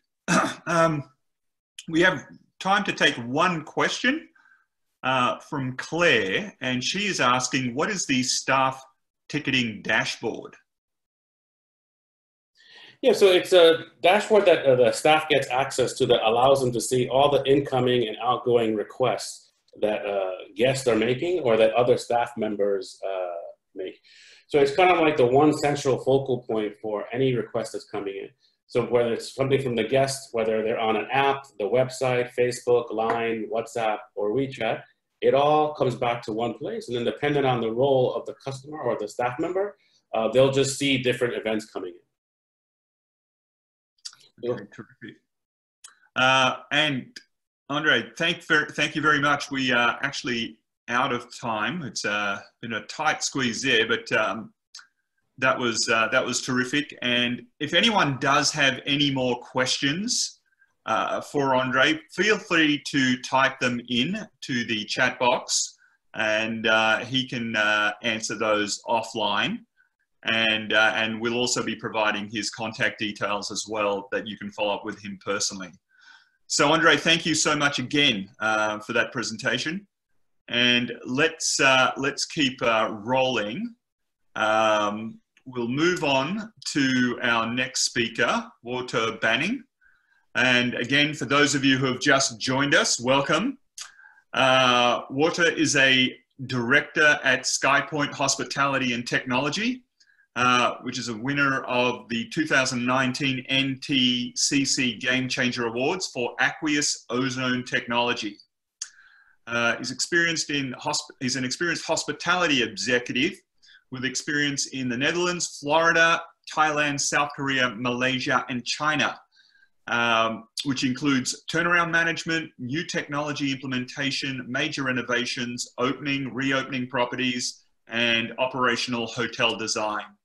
And today, Walter is going to be sharing his thoughts on chemical versus non-chemical cleaning and sanitizing processes and the impact on expenses, staff, and guests. So, Walter, welcome, and over to you. Okay, thank you very much, Russell. And good morning, everyone. I'll go through a couple of things first. Cleaning, there's actually 3 steps to sanitizing. First, you have to clean the surface, otherwise you cannot sanitize. After that, you are sanitizing the surface. Sanitizing means we are killing bacteria, viruses, and spores to an acceptable level. After that, it is actually very useful to remove any harmful residue from the surface. Looking at that, we can actually see that we see a lot of fogging, spraying, and misting at the moment. And as a way of sanitizing, that is actually not the right way to go about things, because you are not taking step 1, i.e. cleaning the surface first. If we do not clean and sanitize correctly, there's a couple of issues with that. First one is we have to make sure that we use enough dwell time. In other words, we keep the surface for the application of the sanitizer on the surface. We have to give the sanitizer enough time to work correctly. Second thing is, if surfaces are not cleaned correctly before sanitizing, there's a problem. The other issue can happen when you have incorrect dilution ratios, so you're not cleaning efficiently. So the results are that you are not sanitizing the surface. In other words, your staff, your guests are not protected. And the second one is you are actually creating superbugs that are resistant to sanitizers. When we look at how powerful is a sanitizer, the thing that we can look at is oxidizing power. That really is the way that we can see what is the most powerful one. From the chart here, we can easily see that aqueous ozone is the strongest one. The most used one in hotels is quaternary ammonium, called quat, and variations of that. The important thing to look at is dwell time, because that's related mostly to strength as well. And as you can see, for most of the chemicals, there's a dwell time of 5 to 10 minutes. That means that between spraying the chemical onto the surface and wiping, there needs to be a 5 to 10 minute gap. Otherwise, you're not sanitizing correctly. And what we can see here is stronger is definitely better and faster. Chemical sanitizers, when we look at the pros, they're very well known. Most of the hotels have been using them for years and years. They're easy to store for 1 year or longer, and very easy to use. When we look at the cons, it's very important for hotel managers and department managers to know about the SDS, which is the safety data sheets, because these will tell you how you are supposed to use it, where you're not supposed to use it, and what the dangers are. So the other con is you need more PPEs, or personal protective equipment, for workers. There's an issue with ecotoxicity. In other words, what's the potential damage for the environment? Dwell time we already touched on. Then the other thing is regular purchasing needs to happen with chemicals to replenish the supply. So these chemicals need to be stored. You have receiving time and training time for the staff, because you normally have different types of chemicals for the different types of surfaces. And very important to bear in mind is that if you are using chemicals not in specific accordance with manufacturers' guidelines, it means that you as a user or business are actually assuming the risk to staff or guests or the environment. Here we have an overview of the hazard identification that we have. I've separated it into different areas, so oral, dermal, skin, respiratory. And to the right, you can see that the only one that really is very safe, it has an SDS of 000, is aqueous ozone. There's a couple that come very close, like hypochlorous acid. I'll get to that one a little bit later. But it's very important to look at these and be able to see, you know, what are the dangers to my guests and to my staff. This is actually an excerpt from a safety data sheet from a very often used bathroom cleaner that's in use. So one of the issues that I want to actually indicate is the product at use at dilution. It says that you need to have a good general ventilation. It's for the bathroom. I haven't known a lot of bathrooms that are ventilated very well. So in other words, if the chemical is not used in a well-ventilated space, you as a business should protect your staff a little bit better. This is one from that's used in a huge amount of hotels to clean and sanitize food. It's a no-rinse food contact cleaner and sanitizer. What I want to point out is ecotoxicity. That is section 12, ecological information. When you look at it, it actually says that it's toxic to aquatic life and very toxic to aquatic life. This is stuff that we're actually pouring on our food and we're eating. You know, my body is 70% water. I get worried when I read things like this. This is part of the group called quaternary ammonium compounds. So this is one of the reasons why I really think it's important for business owners and managers to really have a good look at safety data sheets. What are things that you need to look at, and what are things to be careful about? Then the environmental considerations of using chemicals. There's a few chemicals that have no environmental impact, and other ones that do have sometimes quite serious environmental impacts. And for those, it's very important to look at how are we using them, how are we disposing of them as well after we've used them, to make sure that we're keeping them away from soil, surface, or groundwater.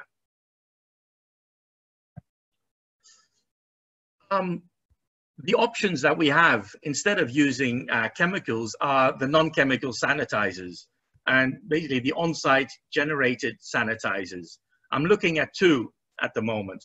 The first one is hypochlorous acid and the generation, and the second one is aqueous ozone. Now, the good thing about these type of solutions is that they can be used on multiple surfaces. So you can clean your bathroom with it, you can clean your windows with it, but also you can use it to sanitize and clean your food. On-site creation means that you have a much lower carbon footprint, you have significantly lower costs, you don't have all the HR time that is normally connected to purchasing, receiving, store management, and payment, and you don't need to create a storage or a chemical storage for these items. So for hypochlorous acid, right next door, the photo is a hypochlorous acid installation for a medium to large sized hotel. So the great thing is that you produce it on site. You're using water. It's better to use distilled water or reverse osmosis water because it produces a better quality. You add pure salt to it, and then you have to regulate the pH, the percentage hydrogen, to see if it's acidic or a base, in order to adjust the solution based on what you want to use it for. The great thing is, once you make it, it can be used for several days. In terms of making it, there's a couple of things to bear in mind. One of them is the pH of the water. I mean, here in Thailand, the pH of the water can go up and down, especially after a rainstorm. Hardness of the water, that has impact in the effectiveness of the electrolysis that is used to make the hypochlorous acid. If it's above 80 ppm, it means that there's going to be a lot of caking on the electrodes, and that means you need to do more cleaning. The other thing is the purity of the water you're using and the salt, so that's why it's better to have distilled or reversed osmosis water. Amperage setting, so the more electricity you put through it, that'll impact the different type of solution you're making. And finally, the amount of hydrochloric acid that you're adding to it, because that has an impact on exactly what type of solution you're using. Because hypochlorous acid is a very interesting solution for cleaning. It's actually a balance between hypochlorous acid and hypochlorite solution.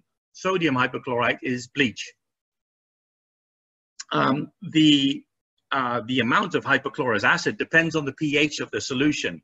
So between 3.5 and 5.5 pH, hypochlorous acid is predominant. Then we have an area where both of them are in use, and above 8, you only have hypochlorite. For sanitizing, it's best to use 6.5 to 7.5. So after you make your solution, you have to make sure you measure it and to see what you have, because below 6 and you'll be doing damage to your equipment and possibly to your floors or to your furniture. Below 5, you get chlorine gas, which is dangerous for your staff. And above an 8, it's not effective as a sanitizer. One other thing is you need to be careful where you place it, because hydrogen gas is released when you're making the hypochlorous acid. Aqueous ozone, very easy to install. It's just a box connected to water and a little bit of electricity. It just uses water. You can use tap water, distilled or reversed osmosis, and air. There's no calibration or dilution needed. Quality of the ozone is affected by the water quality and the temperature of the water. The colder the water, the more ozone is absorbed into the water. The great thing when you use it is there's no residue, and after you've used it, it goes back to water and oxygen. The aspect that will need some consideration is the fact that it's only applicable for about 3 to 4 hours. After that, it reverts back to water and oxygen. So operationally, for the hotels and the businesses I've worked in, we had to adjust some of the SOPs so that it could be used efficiently. Other things is you use it on demand, so you only make it when you need it. The higher oxidizing power of aqueous ozone means that there's no ozone resistant bacteria or viruses. Hey, Walter, we got about 5 minutes left for questions. Are you ready to take any questions? We've got one waiting. Okay. Or a second one, actually. So. Yeah. Is it okay if I just hit the expenses first? Absolutely. Go for it. Because that's what a lot of managers would be very interested in. Sure. And after that, I'll handle the questions, okay? Perfect. All right, super. Okay, now, in terms of expenses, when I look at chemicals, especially sanitizers used in hotels, normal price is $50 per concentrate liter. Most of these can be diluted about 100 times, so we're talking about 50 cents per liter. Hypochlorous acid is quite a lot cheaper. It's about 1 cent per liter, and aqueous ozone is even cheaper. It's 0.0002. So if you're spending $20,000 a year on your chemicals, for hypochlorous, you'd be spending 400, and for aqueous ozone, you'd be spending 8. Those are very significant savings that many businesses can have a look at.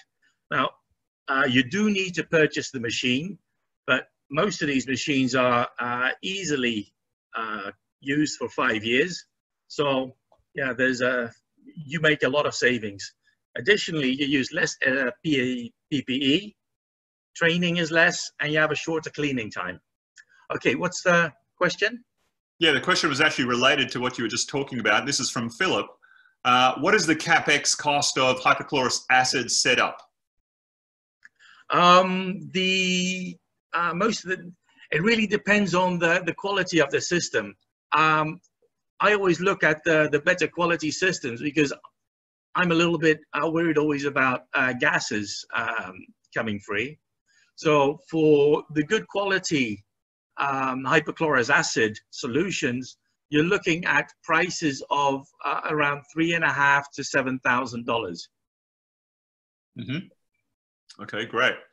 And the next question from Anton is which sanitizing solution is the best way for a hostel or a small hotel, such as a guest house or a 2-star hotel? I think aqueous ozone. It has very low costs, and also you have a very good marketing message to your customers because you are cleaning chemical free. Plus you can use it to clean your food, you can clean your rooms with it, you can clean your public areas. And when you clean your food with aqueous ozone, you're actually extending the shelf life, so you'll be having less wastage. Yeah, I imagine it's also important for the staff to know what kind of chemicals they're using too. Very important.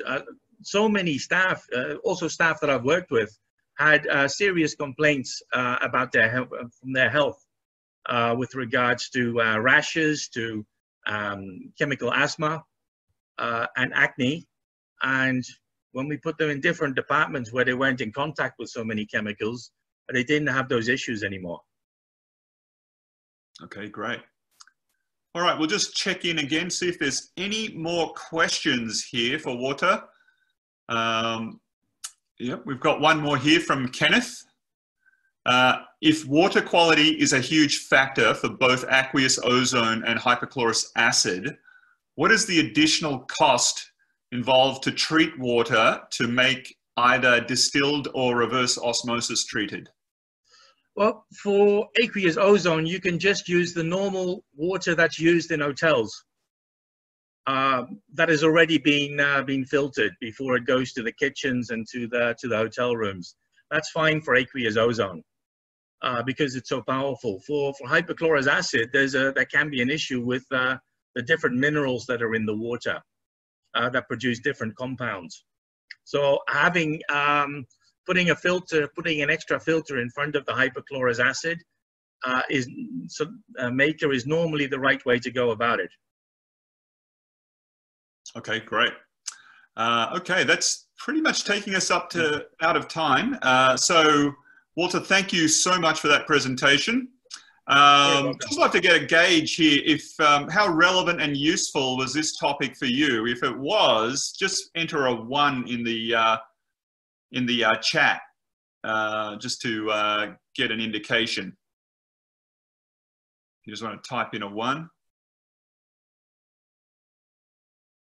Okay, great. This is definitely some little 1s popping up there. Great. All right, so thank you again, Walter. What I want to do now is, just before we move on to our final speaker, Anita, for those of you, we've got a panel discussion at the end. If you go to your Q&A section in your Zoom meeting and scroll right up to the top, you'll see that there are 6 questions there related to the Q&A topics that we can cover off on. So what I'd like you to do as we kick off between now and the end of when we get to that panel discussion is just highlight by clicking the like button your top 3 questions that you would like the panelists to cover off on. And at the end, we will just tally up those questions that have been upvoted the most and start that off as the discussion. So do that at any time you get the opportunity. And with that, let me now introduce to you our final speaker, Anita Chan. Anita is the CEO of Compass Edge, which is a company offering online solutions to independent hotels. It is a niche service provider offering cost-effective branding solutions for overseas hotels to establish an online presence for the booming Chinese FIT market. It can also provide customers with an internet booking engine, meta search integration, GDS distribution, and channel manager in its portfolio of solutions. All right, so Anita herself has extensive travel industry experience, has worked all over the world with leading companies such as Four Seasons Hotels, Delta Hotels, as well as in corporate offices and technology service providers. Before joining Compass Edge, Anita worked as the regional director for a leading OTA in Asia, as global VP for a leading digital agency, and as the VP Asia Pacific for a small luxury hotels of the world. And in her presentation, she is looking at what she's calling the guessing game. Can we use China as our crystal ball, being an expert in the Chinese traveler? She's going to look at the various markets. You're going to see some interesting data on the various markets and find out what's happening in China today as far as hospitality and tourism goes. What are the emerging trends? And then she's going to make some predictions. So with that, let me hand over to Anita. Anita, welcome. Thank you, Russell. Thank you for your great introduction. So actually, hello everyone. This is Anita Chan, CEO of Compass Edge. I am very excited to be back on this stage as I was a speaker at the TD Summit in Bangkok 2 years ago. So thanks to Chris, thanks to Gary for inviting me back.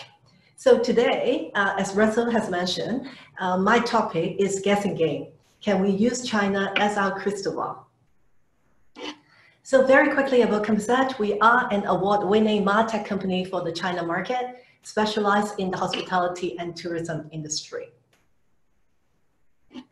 So I'm going to cover my presentation in 3 areas. What is happening in China today? A lot of data, a lot of statistics that you love. Emerging trends. So can we use those trends as our crystal ball? And then, as Russell mentioned, guessing game. I have picked some interesting subtopic, which there are mixed opinions on both sides, and I'm going to make some predictions and have some fun. So let's get started. What's happening in China today? Everyone knows China domestic travel rebounds. So according to a post by country, if you look at domestic flight, June 2020, versus June 2019 is actually up 2.6%. So it's really normalizing as far as flight accessibility is concerned. So Chinese can travel domestically if they wish to travel. How about hotels? Special credit to STR, as I have requested this specific data and they provided to me. The overall occupancy is around 50%, but you can see the gaps are closing. So especially in June, the gap is closing between 2019 and 2020. And hotel bookings, gross hotel booking, data supplied by Derbysoft. You can see the global average is standing at 31%, whereas the China is already standing at 64%. So China is definitely ahead in gross booking year-over-year change compared to the global average. Okay, booking window. This one is interesting because I've read something else to talk about still a very long booking window, even for domestic travel now amid and post-COVID-19. And I don't think it's quite right for the China market. So special credit to Forward Keys, as I asked for this information to validate my thought, they come back to confirm that actually the booking window is now even more shorter than before. So 68% of Chinese book between 0 to 4 days, and other 25% book between 5 to 14 days. So together, you can see 93% of Chinese book everything within 14 days. So that is a very, very short booking window as compared to what's happening in the rest of the world. Okay, so according to McKinsey, the travel recovery peak is estimated to be after September, and the interest, continue to rise during the October national holiday, as everyone has kind of predicted. And I'll pick up another interesting analysis when I look at, like who prefer domestic travel and why. So you can see 77% prefer domestic travel in 2020 compared to 64% in 2019. And what's more interesting to me is the number one reason is 68% believe the reason why they do not want to travel overseas is the situation is more severe overseas. So while I hear hoteliers or some of the hotel team is worried about the second outbreak, by welcoming Chinese tourists, in their mind it's totally opposite. They think you are more severe condition of the COVID-19 situation as compared to them because they got the health QR code, they are being tested before they can travel. So to them, they are pretty safe. So that's a lot, that's the number one reason why they are a little bit worried about traveling overseas, because they do not know about your situation and they think it's more severe. And then another interesting observation is 35% of Chinese believe that foreign people are not friendly to Chinese. And 27% believe that the government, the foreign government is not friendly to China government, hence losing interest in overseas trip. I have talked about that in one of my articles, but you can see this is not one-off situation. It's quite a high percentage. So if you are serious about the China market, definitely you need to make them feel welcome. You need to be sensible about this sentiment. Okay, then I look at Deloitte. They look at flying safety versus financial concern. You can see very interestingly, China is actually on the very low spectrum for safety concern on flying. So they are not too worried about flying, but they are more financially concerned. But even that, according to the McKinsey Pulse report, over 50% of Chinese indicate they are optimistic about an economic recovery. So that is the pulse, week by week, and it's increasing. Over 50% say they are optimistic. And zooming in, if you compare different countries, actually the consumer sentiment of Chinese is among the most optimistic in the spectrum. So they are really, optimistic about the economic outlook. So we know about a lot of data from the domestic China market. How about international overseas tourism? So international flight capacity, special credit to Forward Keys that provide me with this data, is only at about 1/9, and there are strict restrictions still in place. But do we project a V-shaped rebound, or what happened with the travel bubble and that kind of thing? It really depends on the government policy. But there is hope for China outbound tourism to restart. Actually, this is from the big data from Ctrip, from Trip.com, the largest OTA in China. They actually forecast the overseas air booking to exceed normal pattern from October 2020. So you can see the blue line is what they predict normally, and the red line is for the COVID-19 situation.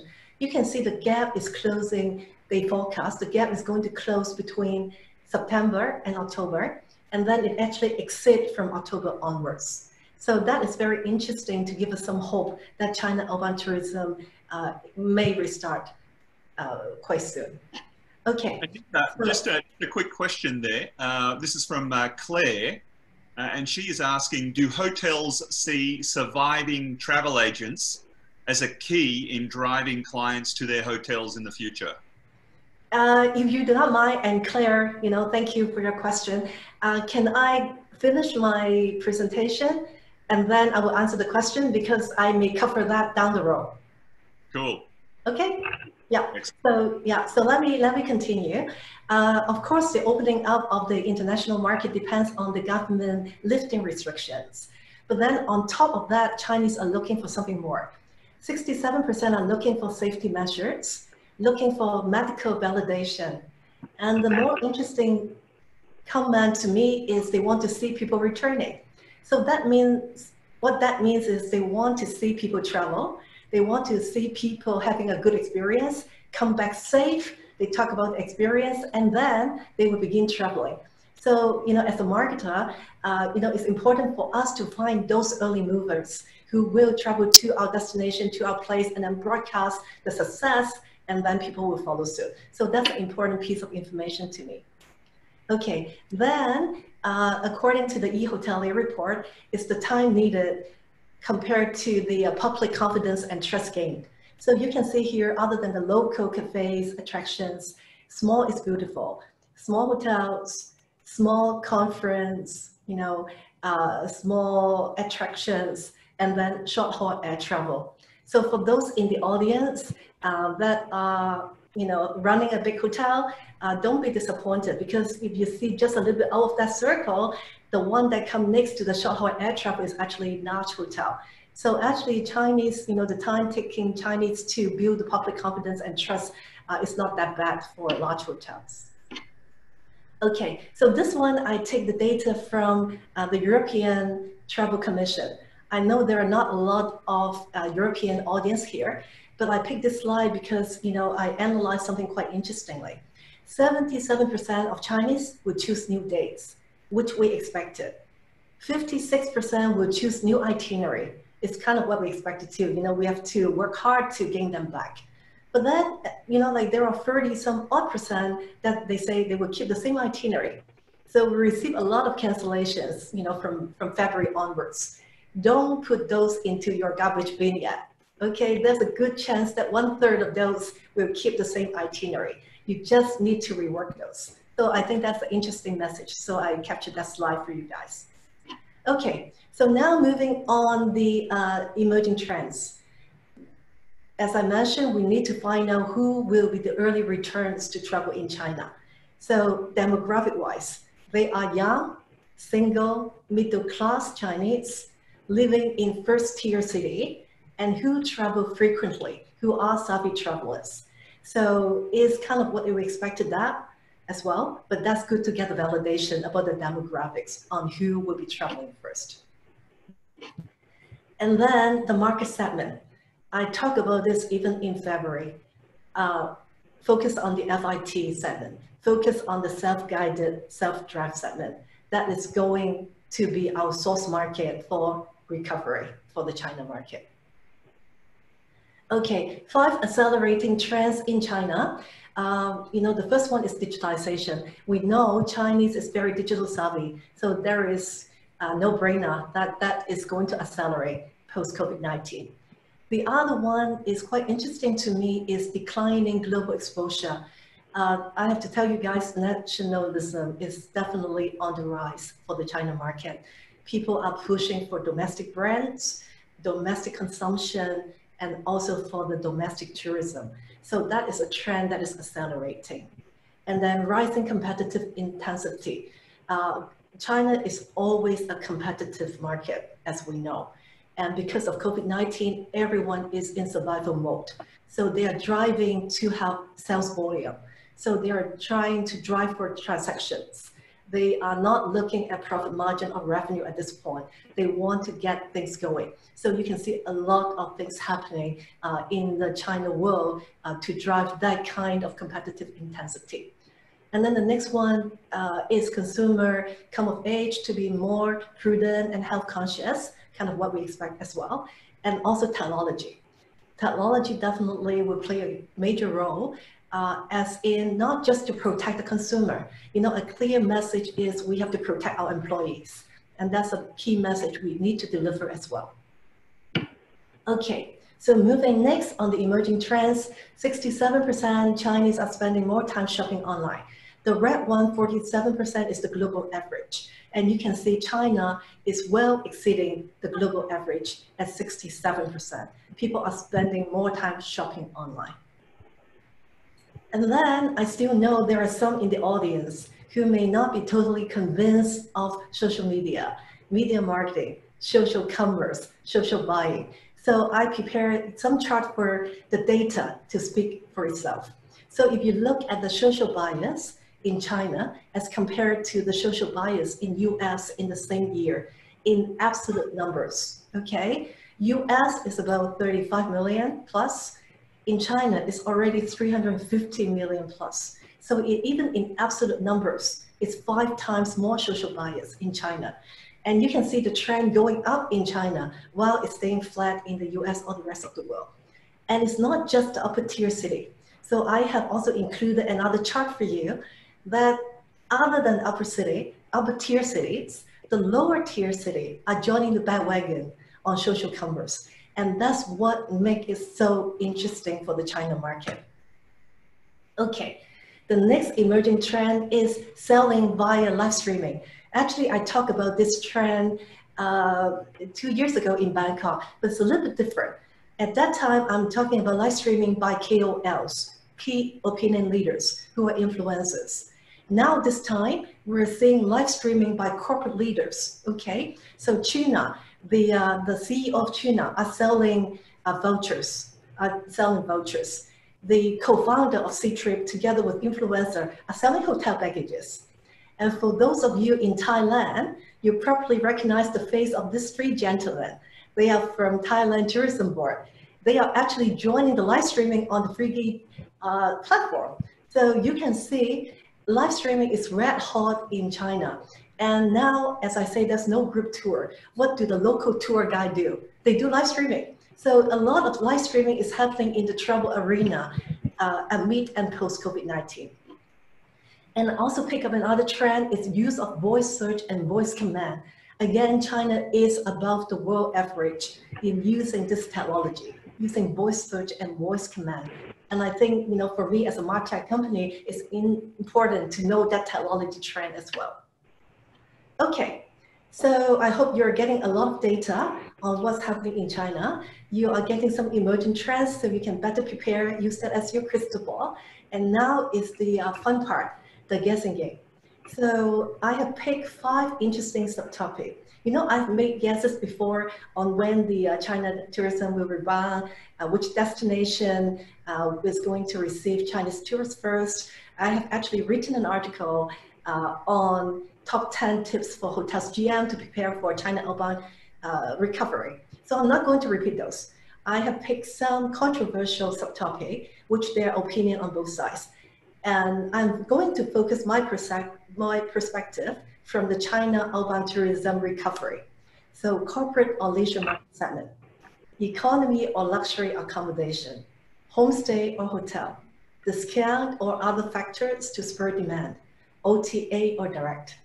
You know, I know the audience are, you know, you are all seasoned hotelier and you already have some answers in your mind. So if our answers match up, great. If not, I hope you are open to a different perspective and have some fun. You know, it's a guessing game after all. Okay, corporate or leisure market segment. Okay, a lot of people saying business travel is going to come back first, it's going to our survival. That, of course, is true only because of the government policy.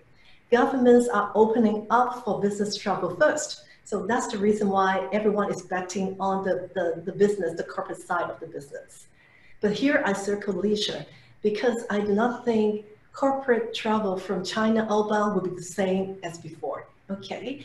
And they will not be sufficient to help with the recovery if you are looking at the China outbound market. Why do I say that? If you do not know this gentleman, he's actually Premier Li, who is second in command in China after President Xi. So in the Congress meeting in May, he made a speech, and this is an extract in English. He actually talked about that Chinese need to tighten their belt. So despite the positive sentiments everyone have on the economic outlook, he realistically tell people that you need to tighten the belt. And from the government perspective, they are saying that they will cut 50% on non-essential and non-obligatory items. And then in the Q&A session with some journalists, some Chinese media report that he has actually recommended corporations in China, companies in China, to cut at least 30% in budget on 3 public consumption. So the 3 public consumption is meals and entertainment, private transportation, and then overseas business travel. So we all know China, if the person in power told you they recommend you to do something, the company is going to follow suit. So that is the reason why I don't think the corporate travel from China is going to come back the same way. On the other hand, we know that China is very polarized. Rich are very rich. So, you can see the chart that I included on the right to talk about China's always being the #1 luxury shoppers in the world. Okay, 30-some odd percent 2019, predicted to be close to 50% in 2025. So the rich are very rich. They are the one who fuel the leisure market, and they have money, they will travel, and they will go when they can go. So to me, I play this question a little bit, but I do believe in order to save the market for China, from the China outbound recovery, it is more leisure market that we'll bet on. Okay, economy or luxury accommodation. Again, from SUR earlier on, they say the lowest scale hotel drive the recovery, which is true. Okay, also because of the one thing that I linked in earlier on to say that companies are cutting budget for business travel. But then a special credit to STR because I see some interesting pattern from the chart that they provide previously. You see the pink line is actually for budget, economy hotel. And then the blue line is actually for luxury hotels. You see the up and down, up and down. Whenever the pink line is down, the blue line is up. Okay, so I asked them to segment, to look into what happened, and they confirm back and say luxury show up on weekends. So if I'm lucky enough to make my prediction right that the leisure travel segment is going to help us with the China outbound recovery, then the luxury hotel accommodation should not be that upset because luxury show up on weekends, we know that's leisure. And that's another piece of validation that Suzhou is a destination for higher end domestic travel. And you can see the luxury hotels occupancy is actually higher than the mid-scale and budget hotel as well. So I hope, like my prediction would send some good signals if you are luxury hoteliers. Okay, homestay or hotels for China outbound. Also, I hear about, people saying Airbnb is going to be in a wonderful position post-COVID-19 because people do not want to stay in a hotel. Airbnb, you're on your own, people are going to love you. Unfortunately for China, or fortunately, okay, from AirDNA, the chart that I show you, China is the market that do not believe that. They do not, the change in new Airbnb booking drops more than 40%, okay? It's the most of all market. And then special credit to 360 Search, which is the second largest local search engine in China, that they provide the search pattern for people searching hotel versus the homestay. The green one is actually for hotel. and the pale yellow one is for homestay. So not talking about overseas, talking about domestic travel, Chinese are searching for hotels and not homestay. So that is, my bet as well. That hotel will do well for the China urban market recovery. And I've also added in 2 factors that I talk about it in one of my previous article about language barrier. Because when they travel overseas, they want someone to be able to help them. So they will feel more safe, especially luxury hotel, the concierge and everyone will be able to help them. And do not need to worry about, some kind of language barrier that you cannot find a host, you do not know what's happening in case you need to find help. And the other trend that I talk about in my article too is neighborhood marketing. So now when people pick a hotel, they do not just look at the hotel location, they look at the neighborhood. They want to make sure the neighborhood is safe. They want to make sure within a radius, okay, that people can travel to and do a lot of things that they can enjoy. So neighborhood marketing trend is emerging as well. And this is why I see hotel as more, in a better advantage than homestay, because it takes time to know about the location of the homestay, about the neighborhood, but hotels are pretty a safe bet for Chinese. Okay, after some good news, some bad news on my bet, discount or other factors to spur demand for China outbound. Okay, I played this question as well. Hygiene and safety is #1 concern of Chinese, okay? But Chinese are spoiled. What do I mean by that? Is Chinese won't even pick your destination or your hotel if you do not have the safety measure in place, okay? So actually all other factors, they will take it as a basic prerequisite. So you must have them before they will even consider you. But what to spur demand, okay? How to make them choose your destination versus another country? How to make them choose your hotel versus another hotel? Unfortunately, discount tactics is most commonly used in China. So you can see from Chinese government, they are giving out a lot of shopping vouchers, the same as other government as well. But other than government, platform, you guys all heard about WeChat. It's the ecosystem of Chinese platforms. They themselves, put out vouchers to reboot the spending. And then individual company, those are red packet. They send it directly to me. Okay, they ask me to click, open the envelope. They give me $10, which is like $1.50 US dollar. Not a lot of money, but imagine how many people they send the red packet to. No obligation. I just click, collect, and then you'll be in my wallet that I can use it to do things.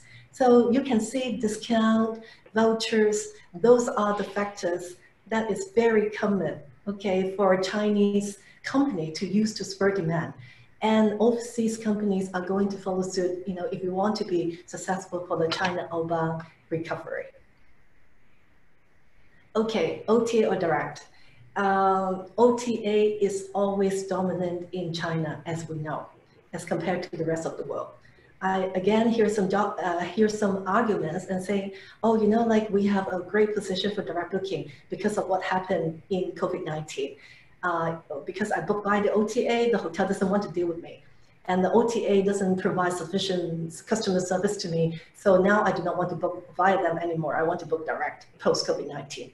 That is true for the rest of the world. But in China, it's a little bit different story. And I'm going to tell you 2 interesting stories that you may not know.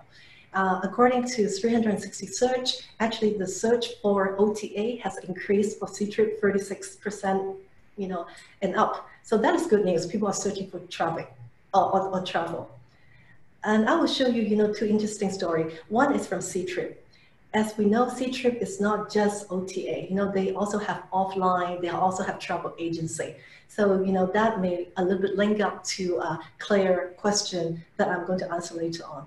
But actually, Ctrip has what they call the Global Emergency SOS Service. So it's not new. It's not because of COVID-19. They have set it up years ago to give the comfort level for overseas travelers who book via the Ctrip channel platform, that if they encounter any problem overseas and call this number, Ctrip can actually pair them up with a local, okay, with a Chinese in your destination. So if I'm having problem in Phuket and I book via Ctrip, I call this number, they can find a Chinese in Phuket to help me. So that is the emergency SOS service. And you can imagine during the COVID-19 time, Ctrip has received tons of phone calls, has done so much to help the Chinese, to help the overseas Chinese, to secure, air ticket for them, to coming back home, to find accommodation for them, to give them advice, to keep them up to, on top of all the news and everything. So all those good news go a long way for Chinese customer to say, like I rely on Ctrip, I trust them. And other interesting platform is Freegie. Okay, Freegie is Alibaba travel booking platform.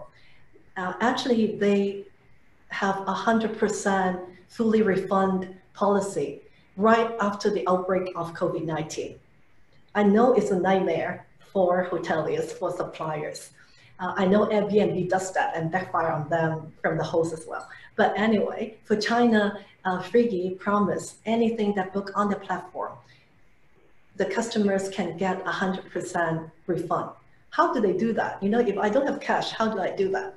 If you do not already know, Alibaba has also a financial institution called Ant Financial. They actually quickly come up with a 1 billion RMB fund alone, okay, 141 million US dollar. Then if you say, I don't have money to pay back the consumer or the customer, they will pay on your behalf. You just own that money, okay? So the consumer feel the confidence. Even if the hotel doesn't want to refund me the money, Freegie, Alibaba will get my money back. So those are two interesting stories that I pick up to let you know why OTA is so strong in China, because they are not just OTA, they do a lot more to build that confidence and trust and engagement with the Chinese consumer. So with that said, my bet is OTA will continue to be dominant after COVID-19 for the China outbound recovery.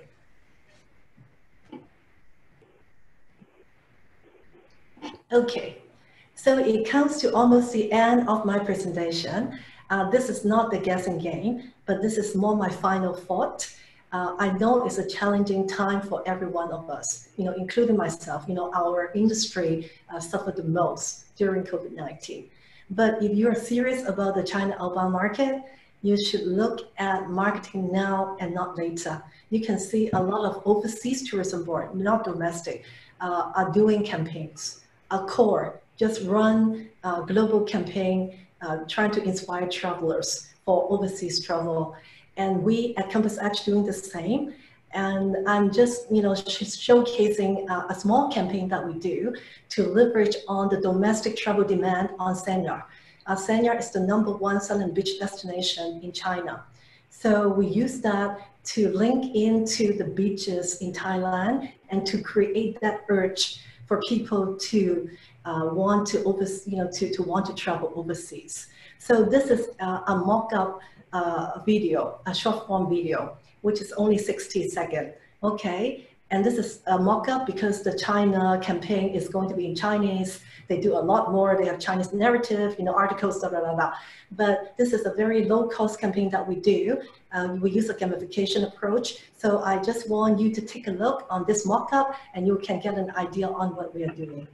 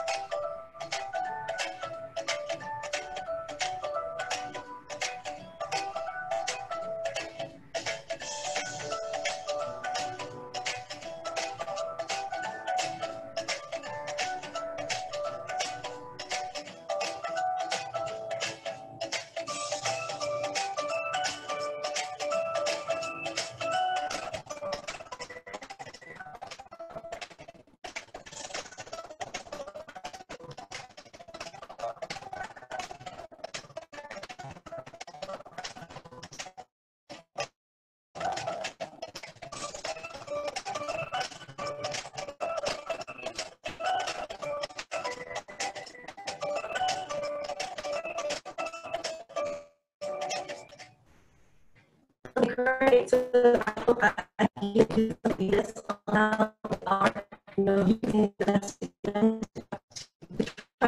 national awareness and inspiring Chinese traveler. So, okay. So, thank you very much. And if you have any questions, feel back with me on LinkedIn. If you have a question, I'll be happy to connect and engage with others. Okay, well, thanks, Anita. I think your voice was just breaking up towards the end there, but it might have been the video, so hopefully that'll be back to normal. We do have 3 questions, I think, at least, and I'll just take them in the order in which they were asked. Firstly, from Claire. Yep. Do hotels see surviving travel agents as a key in driving clients to their hotels in the future? Yeah, I think right now, can you hear me? Yes, yeah, we can hear you clearly. Okay, because I hear some echo. Okay, right now it's definitely whatever we can get, will be, will be the catch-all. As I mentioned at the very end on the OTA, actually, as I mentioned, C-Trip is also travel agencies. So they are doing a lot, a lot of the agencies are doing a lot of campaigns and promotions. And definitely, we need to go both ways, working with travel agencies and working on the direct OTA strategy to capture this. Okay, great, thank you. And then from Andrew, with airlift to Thailand unlikely to happen soon, is overland or train travel an option?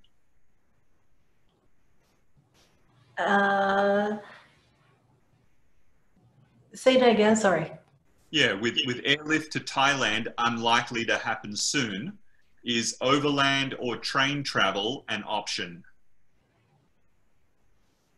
Actually, I would not say it's not an option, but if we fall back to the pattern of times before, they are unleashed and time before. Okay, so in a way, I do not know if they are willing to take a long term. Of course, now you have to place on place. That's what is bringing the domestic market to do that. And actually, starting travel is not on the way. Anita, I think we're just losing you a little there with your audio. Okay, so I will try again. Okay, yep. I will try again. I'm saying if we follow back the normal pattern of Chinese traveler, they are usually money rich and time poor. Okay, so I do not know if, if we talk about a long travel kind of trip overseas, will be an option for Chinese or not. But back in China, for domestic travel, they are seeing self-driving and the rail travel to be dominating already. So actually people travel on high-speed train, people are self-driving to nearby destination. So that's definitely happening in domestic travel. But I'm not so sure if Chinese travel overseas, if they are willing to spend the time on the rail rather than by air travel going to the destination and then begin the vacation. Okay, great. Okay, thank you for that. And then Philip is asking, since you mentioned outbound travel will pick up soon, what destinations are going to be popular? Looking for a prediction. I have made some predictions on that before as well. And I would say, it's all the same because it's on travel. Just lose the middle there again. Okay. So I say I've made predictions before, and it really depends on the government policy because it's levels that the government is going to establish. So, whoever established the travel bubbles with China, that when they go back to China, that do not require them to quarantine for 14 days, will be the destination they'll be looking into. Assuming all that is equal, that Japan is going to be the optimal destination that Chinese will go to. And then some beach getaway, like maybe Bali, Bali or Philippines, all those each get away will have a good position, and also the Maldives. So if the price is good, Maldives has a good chance to win because now people are really hoping to get some great deals to go to Maldives as soon as it's open. So I think that is the sentiment for the China outbound market. Okay, great. Thank you for that. Anton here is asking, if China can increase their sales from domestic, what behavior that we learn from China and other countries can adapt from it to construct their own marketing strategy? As we know, another country has a safety concern as well than a financial concern only. Yeah, actually the domestic, as I mentioned in my presentation, it's interesting that Chinese have their own system, okay? I think some of you may know, they have what they call the health QR code. So they will get a free QR code, that means they are free to go anywhere. They may get a yellow one or red one. So they actually have their health system, QR code system in place. And I do not want to comment on the privacy issue or whatever, but actually they can track people down pretty easily. So, to them, they are pretty safe to know, who is safe around and everything. So the domestic travel in China may be a little bit hard to replicate in other countries. But what I would say is staycation. Okay, that's a trend happening everywhere. It's definitely happening in China as well. Somewhere close by, because they want to start with somewhere closer first. Okay, so maybe 2 to 4 hours within driving distance or within the rail system that they will go to do something first. That is all happening, and I think that is all mirroring in other countries like Thailand as well. Okay, terrific. Thank you. And then we've got one final question here from Kenneth. For countries that do not have domestic travel demand, for example, Singapore, what are the trends and what can these market leverage on? Okay, the same situation as we are here in Hong Kong. Okay, although Hong Kong is part of China, but still we cannot go even to Macau or China. But anyway, a single location like Singapore, Singapore has been quite successful on staycation. But what I am interested in my own experience is I cannot imagine how hard it is to book a hotel, a nice hotel afternoon tea in Hong Kong. Whenever people can go out, I think the F&B segment is going to help hotels, the local hotel, the hotels opening up for the F&B will be the segment to get some money back, to get some revenue back. And then someone mentioned MICE to me before. What do we have to do with those empty ballrooms? Okay, and one of the creative suggestion is, because right now we can see the F&B segment in the hotel is actually where the money is coming in. So I'm suggesting a hotel to say, maybe you can do like a food fair, but not with a lot of people. But you make it quite unique with the space that you have to attract people to consume, to have a nice time at your hotel and spending money on F&B. So that will be what I am looking at for a single location like Singapore or Hong Kong. Okay, terrific. Great, thank you so much. And that wraps up Anita's presentation and the questions that we've had there. So thank you again.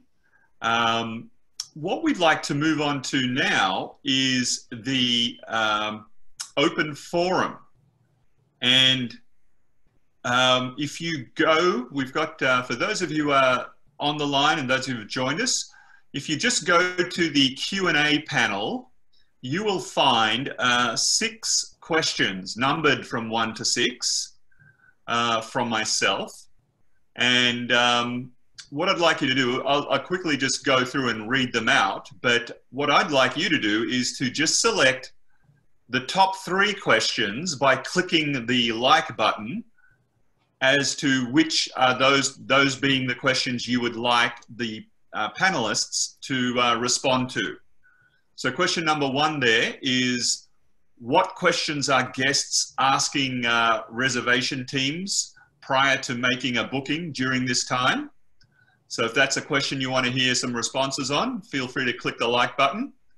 Question number 2, how should hotels communicate their cleaning, sanitizing policies to ensure guest safety? Question number 3, what would make you feel safe to resume flying on a plane again? That's something you want to hear about, click the like button on that. Question number 4, what kind of advantages will hotels see over the likes of Airbnb when travel resumes fully? Question number 5, for room bookings, deposits, and bill settlement, should hotels be willing to adopt online payment gateways and wallets despite the higher fees versus physical payment terminals? It's definitely an interesting question there. So if that's something you want to hear the panelists discuss, click the like button there. And then the final question is, what are the alternatives or options that can make MICE space more profitable in hotels? Okay. So if you have those questions there, feel free to just click the thumbs up over the, on the top 3 questions you'd like to hear the panelists discuss. Can anyone not see those questions? Just wanted to check in. Feel free to let us know. But if you can, feel free to go ahead and select which questions you'd like to upvote by clicking the like button.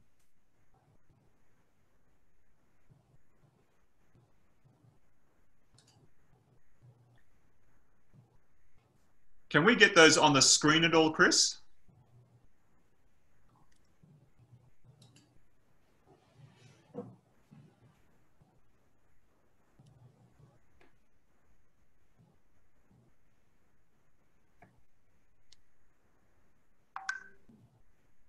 Okay, the votes are coming in.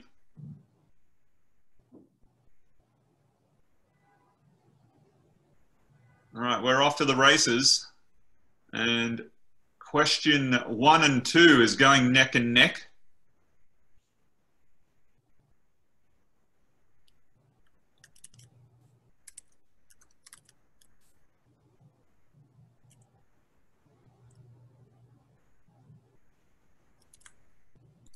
Okay, and question 3 as well.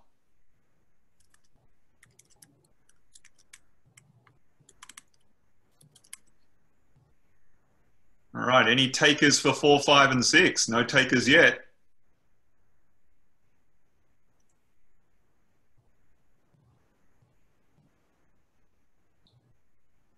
Okay, let's give it 20 seconds more. Get your vote in.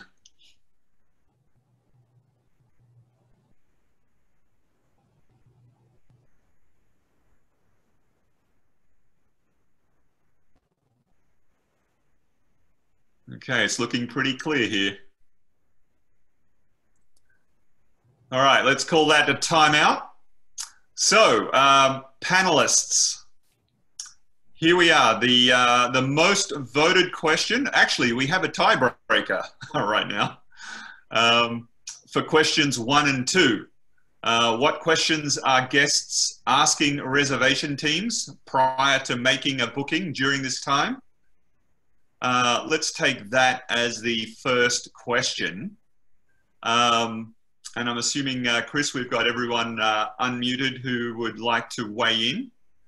And if anyone actually in the audience too would like to type in their response, you're most welcome to do that too, and we can see what we can get from the floor as well, from yourselves. So of our panelists, who'd like to take that first question?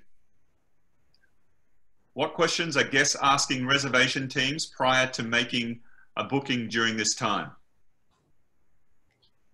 Okay, I will go first. Great, Anita. You know, I think if it's pertaining to reservation, it's more on the cancellation policy.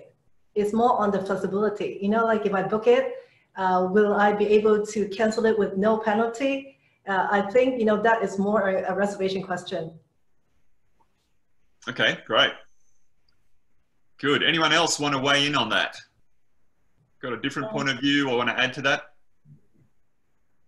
Yeah, one of the things I've kind of seen from the customers is like some of the properties in Thailand have started selling prepaid vouchers that could be used at any time. So a lot of the questions coming in are kind of related to blackout dates or kind of any of the rules around like the pre-booking, since we've kind of seen that from the customers that we have over chat. From the hotel's point of view, they're being very, very flexible because I guess in some cases, most properties don't even know when they're going to open. So I think it's a buyer's market from the guest point of view if they really want to take the chance and like buy a lot of these prepaid vouchers or bookings with like no blackout dates or any kind of like ways of not being able to actually use it. Okay, great. Thanks, Andre. And we might even come back to you after this too, because I'm sure you had more to touch on in your presentation. Okay, good. And yeah, we've got a few of you from our attendee group is weighing in on it as well. Andrew Wood is mentioning safety and deposits. Questions as well? Okay, good. Who else? Got something different to add? I mean, I made a booking yesterday, and the question I asked before making the booking was as to whether the facilities are open. And if there's any limits in terms of how many people can be by the pool or in the gym, for example.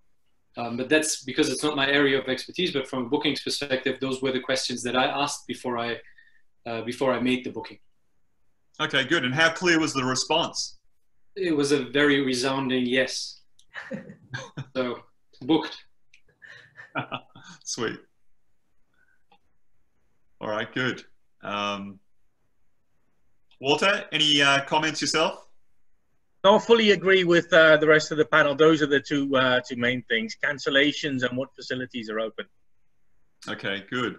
I mean, this is a question too that I'm sure a lot of you attending this webinar have your own experience with. So please, you know, come forth and share. You know, what is it you're experiencing in relation to this question as well from guests.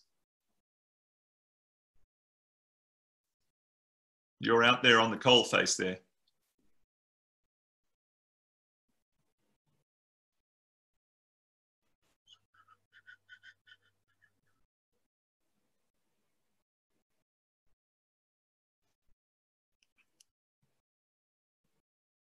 Okay.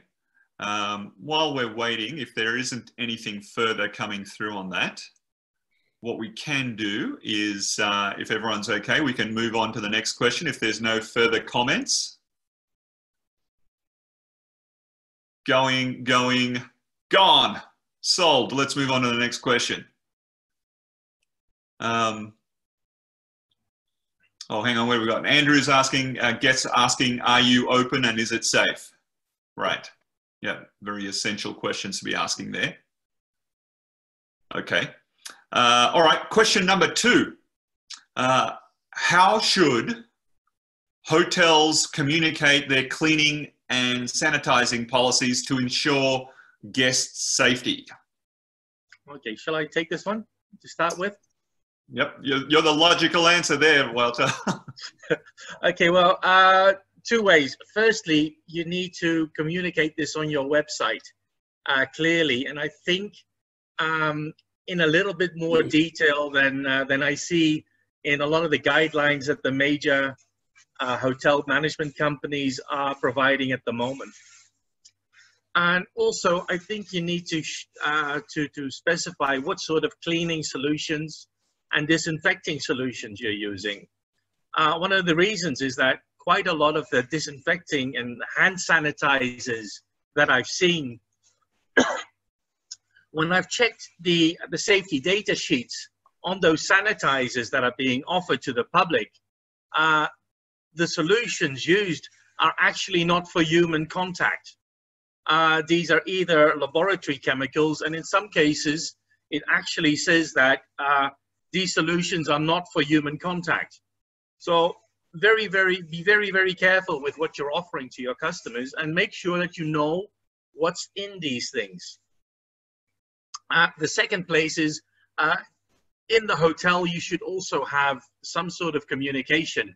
Could be a QR code, or it could be just in at the reception, optional for people who want that information when they check in. Okay, great. Thank you, Walter. Anyone else from our panel would like to add to what Walter's saying?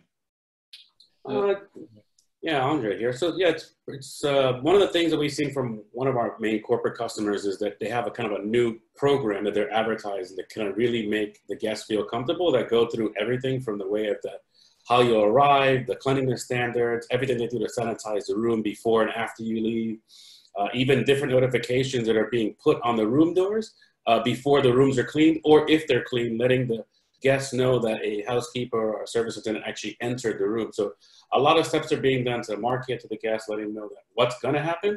And then after it actually happens on site, either through a digital method or just traditional paper, they're actually leaving notifications for the guests whenever someone has actually gone into the premises or left the room. The guests are being notified now, which is very different from before. And the Avani is one customer that we have that went a step further and made up a whole kind of a new marketing campaign called the Avani Shield, which has like an end-to-end solution from arrival to departure on different standards to kind of practice when guests arrive. Mm-hmm. Great. Thanks, Andre. Yeah, I'll just add, you know, like for the China market, actually the information needs to be on social media. Can you guys hear me? Is it yes. Okay. Okay. It needs to be on social media. If you have, you know, just listen into my section, you know, the best way to publicize this kind of data is for someone to share the experience. Because, you know, Chinese always have that trust issue. Every hotel will say they have cleaned everything perfectly and everything, but they do not trust them 100%. So if you can find someone to share the experience and to broadcast it, it'll be more effective, especially for the Chinese audience. So I just want to add on to that. Excellent point. Yeah, I think to add to that point, I think I would almost treat it as a just the same way as I would treat general marketing, because I agree with Wouter, for instance, when he said that it should be clearly visible on the website, and there should be a thought through way of in which hotels would make this available to people watching and listening and reading. The problem is, though, that most of the bookings, like Anita maybe alluded to, for instance, when most of the bookings from China, for example, come through trip.com or Ctrip, the problem is those people would never end up on a hotel's website. So they would need to have that level of communication maybe in a different channel. So I think channel selection is one of the key things. I'd say when it comes to communicating safety measures, it's very, very important where you communicate them, and just putting them maybe in one place might not be enough. Otherwise, you might be crowded out. Hmm. Yeah. Coming to that, that would be really good. The question is, how can we do that correctly? And I actually think that by having good, concise information on the website, we might be able to capture more customers to visit the website to have a look at these details, because they're never going to be posted by the OTAs, I think. I don't know. I mean, I've worked with OTAs in the past where they posted additional information. I don't know if that's the case, but if there was, I've seen situations where the OTA even worked with us to post about our solution being available at a particular hotel, for example.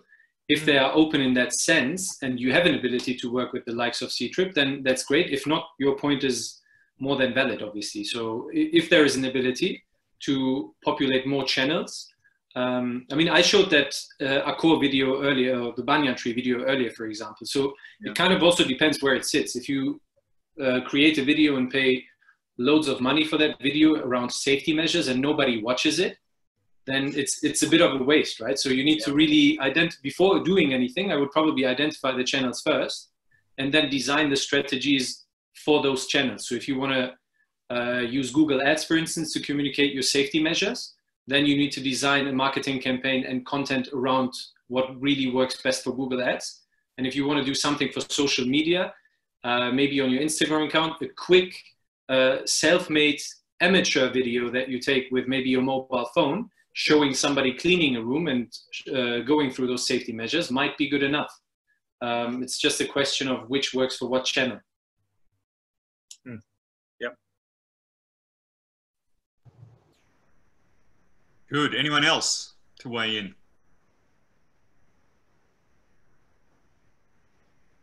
All right. Well, actually, one thought that just came to my mind as you're speaking there, Dennis, was even just back to your presentation about the point about education. If a hotel is looking to differentiate itself in the marketplace around its cleanliness by applying best practices and the best high quality products, cleaning products and sanitization products, to even include as part of the information on their website some educational content for guests or potential guests. For example, you know, what questions to ask hotels when you're evaluating cleanliness and safety, and give them a checklist that they can ask those hotels, knowing that you're taking a strategy of following best practices. Yeah, because that type of content doesn't really just market you. It just gives you an ability to communicate a sort of a good practice to the rest of the hotel industry, which then, as strange as it sounds, more people will then read, and then they will end up at the source of that piece of content, which would be your hotel. Right, yeah.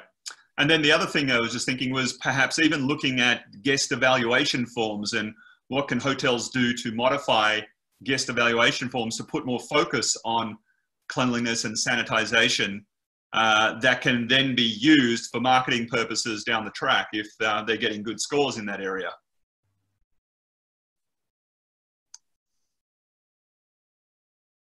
Okay, so that was my 2 cents worth anyway. All right, so let's, if there's no other further questions on that, let's just move on then to the next most voted question, which was question number 3. What would make you feel safe to resume flying on a plane again?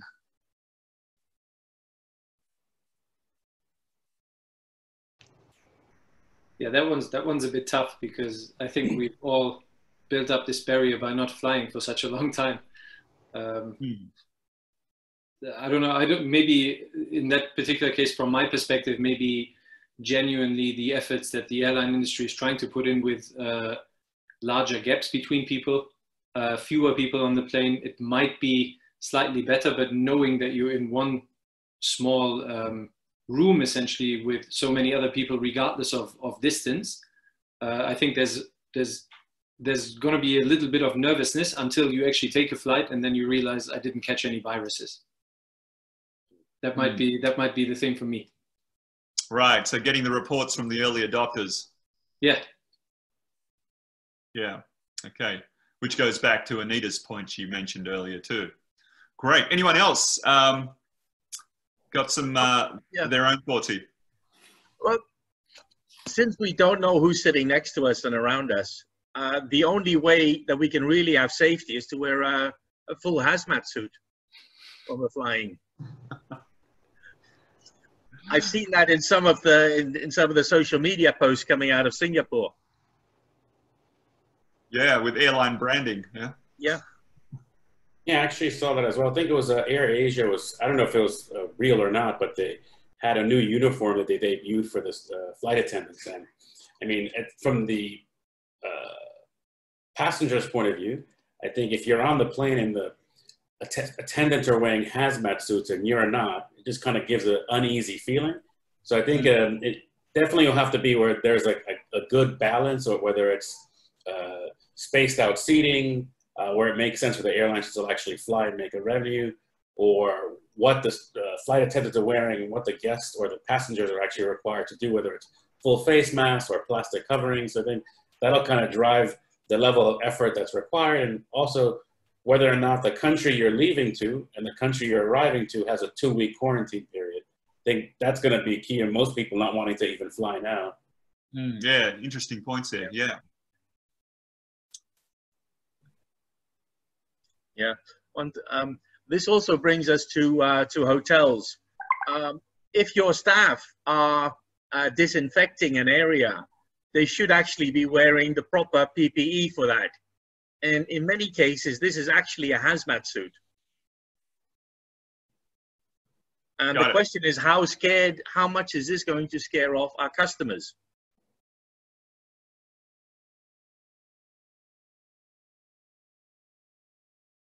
I will answer. I'll be very comfortable. I would rather see hotel staff, like wearing full gear, disinfecting and doing things, than a hotel with the staff not doing anything. So that's my personal opinion. I don't know if it's just me, but I'm for some reason I'm not really nervous about hotels at all. I would probably rather be at a hotel than at home, to be honest. So I'm not sure if that's just me, but I'm generally not very nervous about going and staying at a hotel. I actually look forward to this next one. What's making you say that, Dennis? I mean, it depends. Obviously, it depends what type of hotel we're talking about. But I always had the impression that they clean a lot more frequently than I do at home, or anyone does at my home. So I generally always felt a sense of more cleanliness when I was, or more sanitization even at hotels than I did at home. And in many ways, given all these safety measures that are being launched and that I'm reading about, that feels just like it's reinforcing what maybe has been there and what was in place before that anyway. So I've always been very comfortable around hotels. It's just that I never had the level of cleanliness standard at home. Not that I'm not a hoarder or dirty or anything, but it's just that I think you just don't do it as frequently, like cleaning. You don't do that as frequently as you do at hotels. Yeah, I don't know. I've always been very, very not nervous about hotels. Yeah, I guess the fear is not the cleanliness, but who has stayed there before. Yeah, I think the fear comes with, we all, of course, we're in hotel business. We all already know our hotels are clean and everyone has very high standard. But then because of the asymmetrical nature of COVID-19, someone can look well, but then actually can be sick. So I guess the fear comes from the people who may have stayed before, that may be infected, whatever. Then you go into the same room or the staff, whatever. I think the fear is more that way because of so many people coming in and out, rather than the cleanliness. I think cleanliness, there's no doubt. Everyone is very confident, about our industry, about our hotels, that they are definitely doing a better job than you and I at home. So that's definitely for sure. Yeah. Yeah. Yeah, that's a very interesting angle to come from, especially from a hotel association point of view. It's another point of education for the consumer to realize the level of cleanliness hotels go to relative to their homes where they're staying for so long in lockdown. And if they're aware that, wow, hotels are way more clean, it's a different sort of comparison, and makes them think twice. So yeah, excellent point that's raised. Good. Anyone else? I'll just go to the Q&A here and just see what we've got. Philip has talked about having a pre-boarding screening and check-in as well. Would be one point of comfort. And we've got a lot of great appreciative comments too. So thank you for all your appreciative comments. Claire and Andrew and a whole bunch of them. So that's great to see. All right, I just wanted to take a quick moment just to throw back to yourself, Andre, just to build on some of the points. We didn't quite sort of finish off on yourself there. Did you want to cover off on anything else, Andre? Yeah, I mean, if there's some extra time, I could kind of walk through, again, some of the case studies from the properties that are opening or that are planning on opening. Mainly we work with the bigger brand clients. So like they have different initiatives and kind of like help other properties actually learn from to see how they could actually reopen. Yeah, I think that's a useful point, particularly because you're working with hotels that have had to have remained open. So, you know, in essence, in effect, you're kind of already operating into the future state that a lot of the audience here is wanting to move towards. So, yeah, anything you can sort of shed light on that, it helps bring the future into the present moment, so to speak. No, yeah, it's been pretty interesting. Actually, one of the hotels we work with is actually one of the properties that's hosting Thai nationals that are coming back from abroad and under a 2-week quarantine, and then they're shifting them in and out of the property. So it's very important from like the staffing point of view, and even from the guest side, that everybody follows protocol and procedures. So from our side, we've kind of had to work alongside the operations team, just kind of see what we could actually add in, where it actually made sense that use something digital to kind of really help the standard operating procedure, whether it's from like the check-in or just something as simple as it sounds, as just delivering food to make the other guests feel comfortable, and also the staff. It's a kind of different world that we kind of have to work on now. Yeah. Okay, great. All right. So where sort of brings us up to the end of the presentations and the forum. So firstly, I would like you to just show your appreciation if you got a lot of value out of this. You know, could you just type in a yes in the chat box there from your presenters today?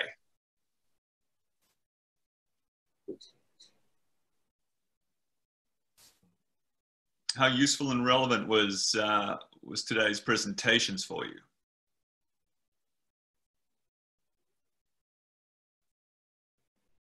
All right.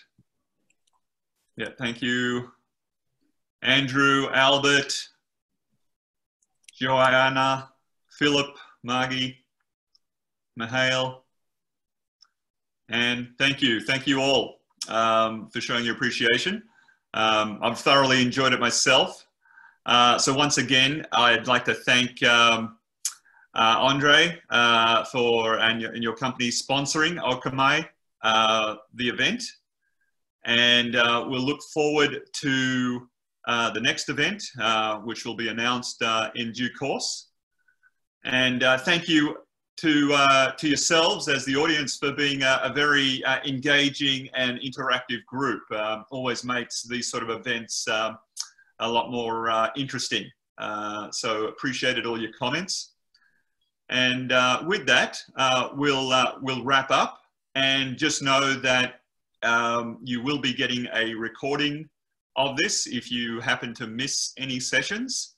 And you will get the contact details of each of the speakers so that you can follow up with them, you know, off your own accord. All right, so with that, thank you again, and until next time, take it easy. Thank you. Bye. Thank you. Bye-bye. Take care, everybody.